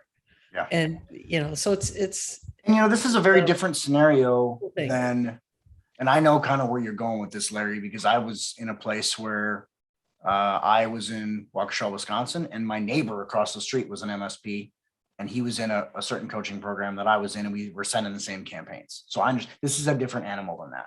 First of all, you have all of your clients. Your competitors don't have all your clients. We're focused on that first. That's the biggest factor. And the other factor is what we do is all a matter of execution. So there's a ton of campaign, but this isn't a marketing first program. This is a sales first program. And you should be talking to your clients. That's the main focus.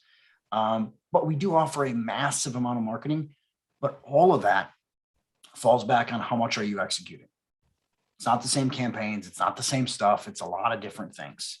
So that's where I would leave with it. And I don't care if you're across the street from me in this, because you don't have my clients. It's a different animal. And yes, we're focused on new revenue and new leads after that, but there's a lot of focuses. And let's bring that into Joe's question, which is the next one. Larry, thanks for the question.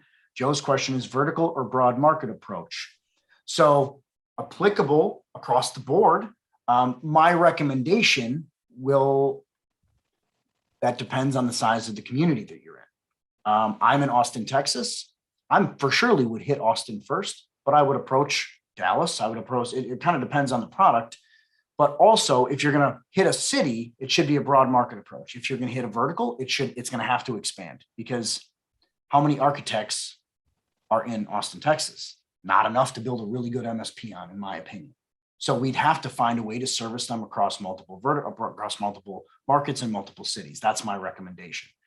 Every marketing campaign you do should have fine-tuned specific language and specific campaigns that speak to a vertical inside of that broad market. So it should be broad market first, then hyper focus is my suggestion.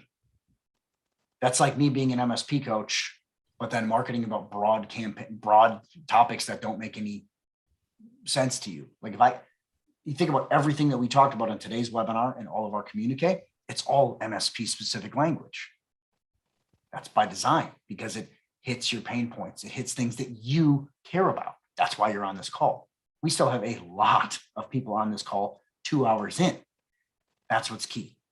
You have to speak to pain points that your end user has. I don't care what vertical you're in. And you have to address those and solve those problems. And if you do that, you will win all day. So Chris, okay. Yeah. Did you see the comment from Tom in the chat? It's the last one in the chat. It's a really good question. Yes. He's been doing break fix for a long time, and he's looking to start his own MSP. Yeah. And he started to see the risk coming for himself and his customers. Is this program a good place to start for someone in my position? Well, Tom, I'm going to tell you, it's the perfect place to start because it gives you a plan. There is cost to it. I'll talk about that here in a little bit.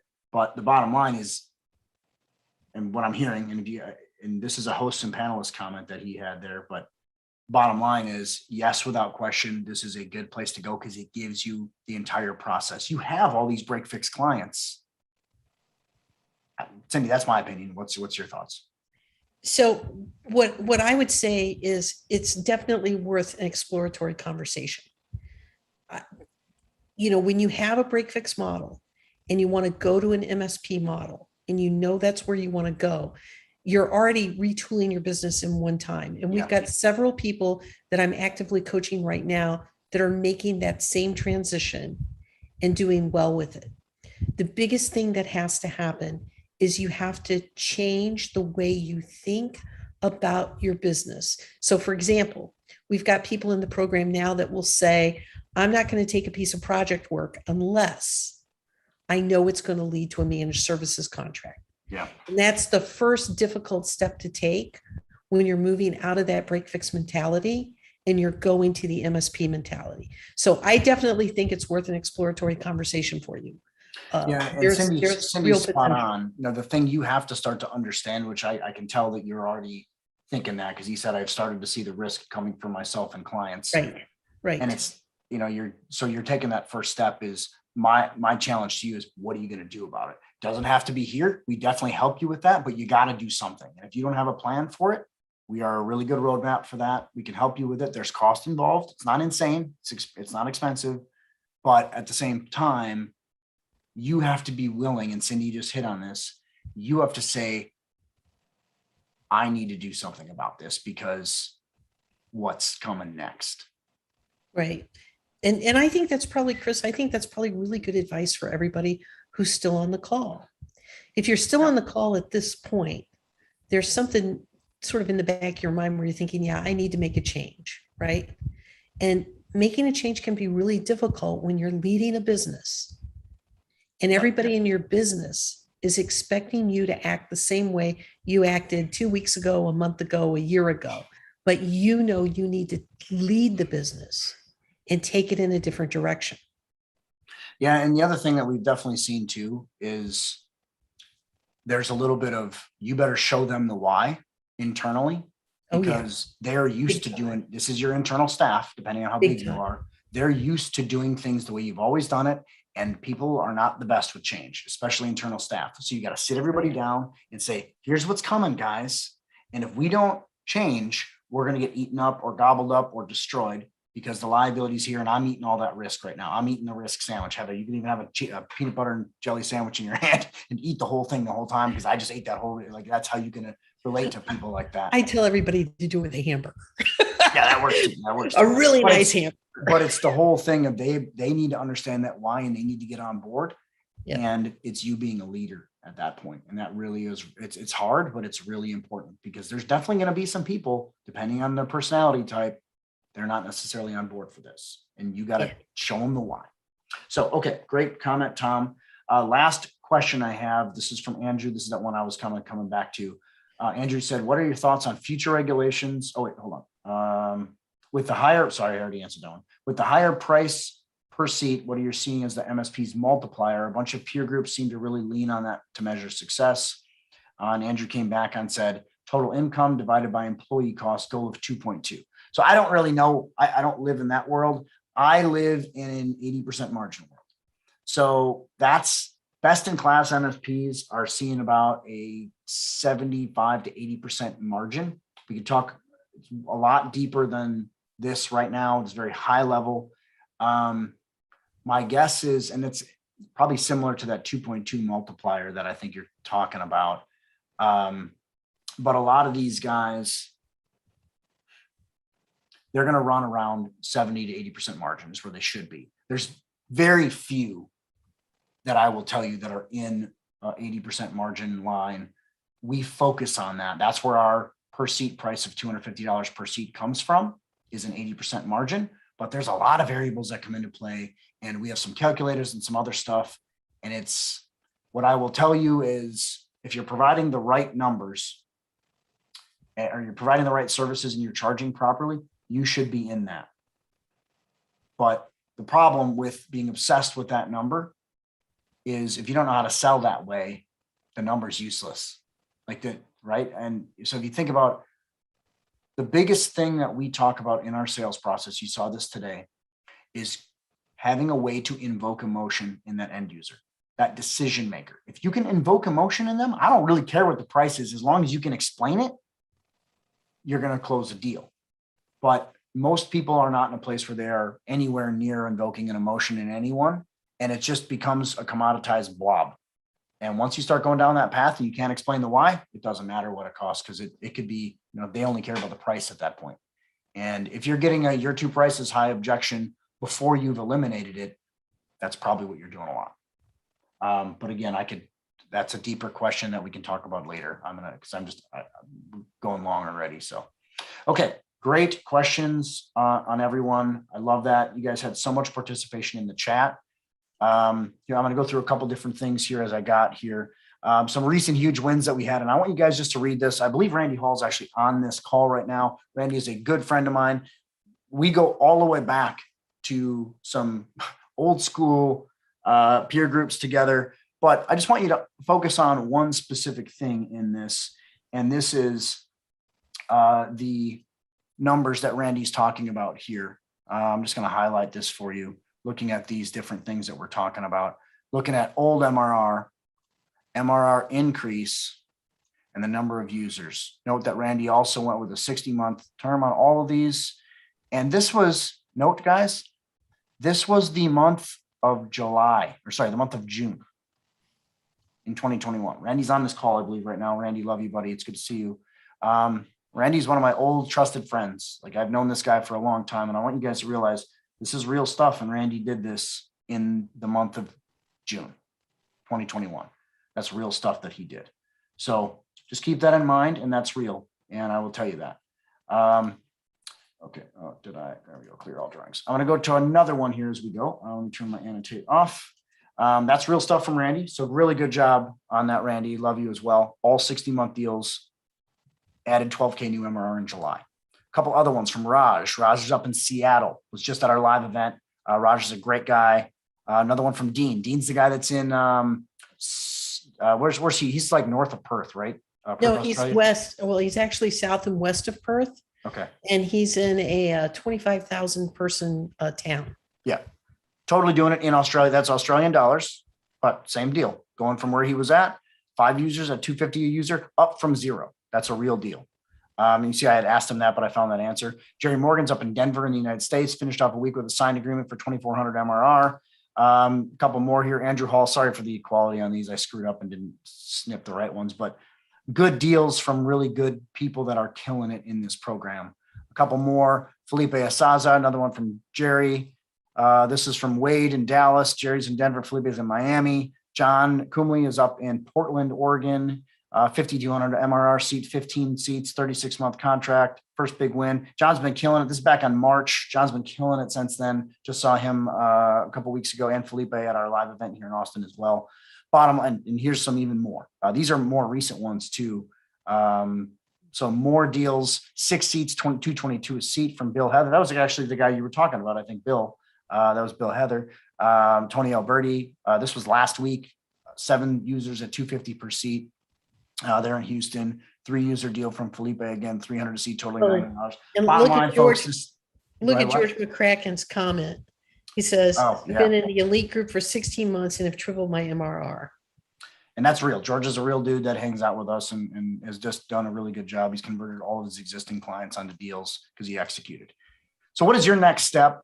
First of all, appreciate you guys all being on with us today. Our program is the 7-figure MSP Inner Circle program. Inner Circle Elite is our coaching program. It's a complete sales and marketing program to help you to build this entire thing and hold you accountable. Full sales and marketing coaching. We have weekly calls, about 5-6 calls a week. You don't have to be on all of them, but we have a very specific onboarding process that we want you to follow. They're very structured with sales training, sales presentation creation, guest speakers, proposal creation, how to present, how to sell. You get time with me, you get time with Cindy. We also have full weekly sales and marketing coaching office hours that are open Q&A sessions. You get a weekly business owners and CEO, what we call the founders call, directly with CEOs that I run. It's every Wednesday at 2 p.m. Central. We also have our complete onboarding process fully live. Cindy and I do that every single week, Monday, Tuesday, Wednesday, Thursday. These are live calls with us to help you drive through these questions. We have a full tech talk call twice a month, all these different things, along with marketing calls every single week. Along with addition to that, full process structure and tools. So you got our full $1 million assessment system, included tools. So we include this software programs. You don't have to use them, but we include these software programs in an assessment level, lifecycle insights, Actifile. You guys are welcome to look these products up. You get full assessment level versions of these programs, lifecycle insights, Actifile, Cyber CNS, Phishing Box, and Breach Secure now included with your elite membership. We also include multiple marketing programs in this. You get a full CRM, WiseTrack CRM, which is our CRM that we have, Active Campaign email nurturing software, D7 lead finder list building software, and a full version of Zapier Pro to help you automate your systems and your data, and a complete MSP website to help you build this entire machine up. You also get tons of marketing campaigns, lead generating systems and secrets, all these different things on top of it, along with our live events and vendor discounts. On top of those, we have these are not all of them. There's like, I think 55 or 60 different vendor discounts that are in our program. You get a full version of audit for IT that we've just added into the program as well. Over $25,000 in monthly savings included. So what's your next step? You saw all the things that we included. Here's all the different things. And I'm just going to stack some of this stuff up for you guys. You can see all the different things that we have. All of this stuff, total value is over $8,000. Actually, I believe with audit now being added, it's over $8,000 a month. Want to know if you qualify? You have an opportunity to book your call right now. Here's a link. You can go directly to this. Tiffany is going to throw that in the chat for you as well. Tiff, just make sure you put the HTTPS on top of there, please. But Tiff's going to throw that in there, 7figuremsp.com, book-your-call.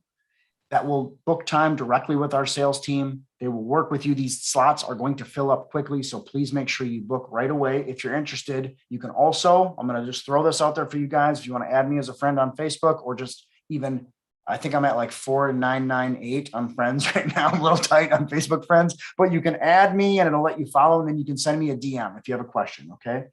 Tiffany threw that in there in the chat. Tiff, that went to hosts and panelists. Please make sure that goes to everyone so they can see that as well. And if you book your consult with our team from this webcast, I'm going to give everyone that books a call a $25 Amazon gift card. You just got to book your call. You do have to complete the call. You can't just book the call and not show up. You're not going to get your gift card. But mention this webcast to Nora or another one of our sales team that's on there. Do that as well. I also have for you guys, I mentioned a really cool free gift. We are just launched this. This is brand new. So we have our program called WiseTrack CRM. You get this.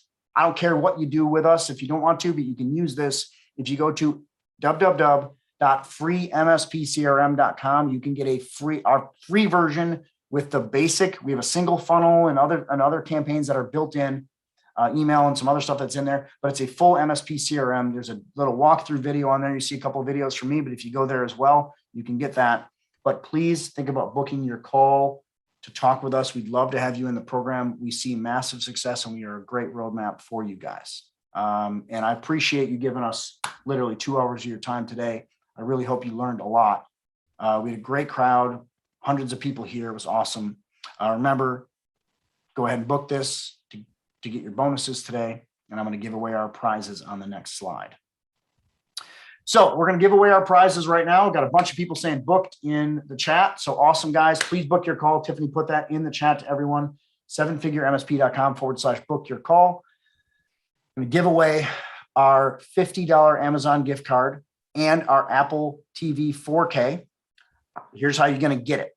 I want you to put in the chat what's one takeaway that you're going to go home and implement right now. And if you need to put that in the chat for me, we're going to pick one of your answers are going to get the $50 Amazon gift card. One of those people is going to get the Apple TV 4K. Tiffany's going to pick more. So we got a bunch of stuff coming in. Shiva said, charge more. Daniel said, get customers emotional and close the deal. Michael says, need to change my mentality on pricing and services. Andrew said, more emotions when selling. Daniel says, more MRR. Troy said, this is a good one, Troy. I like that. None of my clients are to know if I present properly. Man, you guys are just killing these comments today. I'm loving this. Use insurance as a motivator. Just be careful with that, Joe. You don't want to say FUD. You don't want to try and scare them. No fear, uncertainty, and doubt. Show them reality. That's why we do our whole risk assessments. Steen said, pay yourself. Cliff, don't be afraid to make plenty of money. I love that. That's huge. There's a reason I drive a Tesla and wear a Rolex. You see, there's actually spinning right here in my watch winder because I'm not afraid to pay myself. That's not because I'm a braggart. I don't do that, don't talk about it a lot, actually. It's because I like to pay myself first. Whew, man, these are some good comments today. Tiffany, we're going to give it, I'm going to say 1 minute left. Get your comments in. She's got a randomizer that she's got a little software app on her phone and she randomizes and she picks a comment. Shiva said, pay me. I like that, Shiva. I like your head. Keith said, I drive a Mercedes S560 Cabriolet with the EMG package. My techs get Teslas. Congratulations, sir. Props to that. I love that. My team gets taken care of too, which I love as well. And John, you know what? You're right. Rolex can't keep time very well. I agree with that, but I got a watch winder back here that's what that does for me. So, okay, Tiff, some really good comments, guys. I feel like you had really good attention today. Really good comments. Appreciate every one of you. You guys are welcome to add me on Facebook. We have the Facebook group as well if you guys want to do that. It's called the IT and MSP Owners Group. I'm going to throw that in here.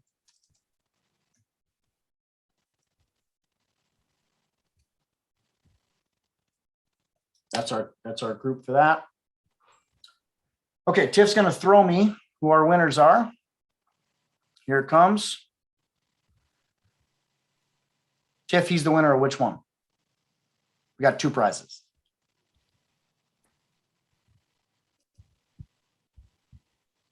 Okay. I need It's probably the first one, the first winner. That was the Amazon gift card. Okay. Amazon gift card is Daniel. Do we have a name on Daniel? Is there only one Daniel? There's multiple Daniels in Utivity. But I think it's all the same guy. So you guys, there's 3 Daniels, Tiffany. We got to go back and look at who it is, but she picked one. We'll let you know. Yes, Daniel Bastos, she said. Daniel Bastos, congratulations on the $50 gift card. And the Apple TV 4K is Shiva. Congratulations, Shiva. That's why you stay, right? Awesome. You guys are hilarious today. I love this. This is one of my favorite ones that we've done in a long time. Appreciate you guys being here so much. Stay positive, stay focused, focus on your business, stay focused on growth, all these different things. This is so key to do this, to grow your business, to grow your life. Be positive.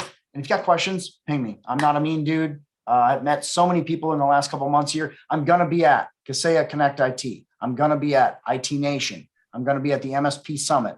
We also have our own live event here in Austin, Texas, which I would love you to come to. You can get on the waiting list by going to, I'm going to throw that in the chat as well,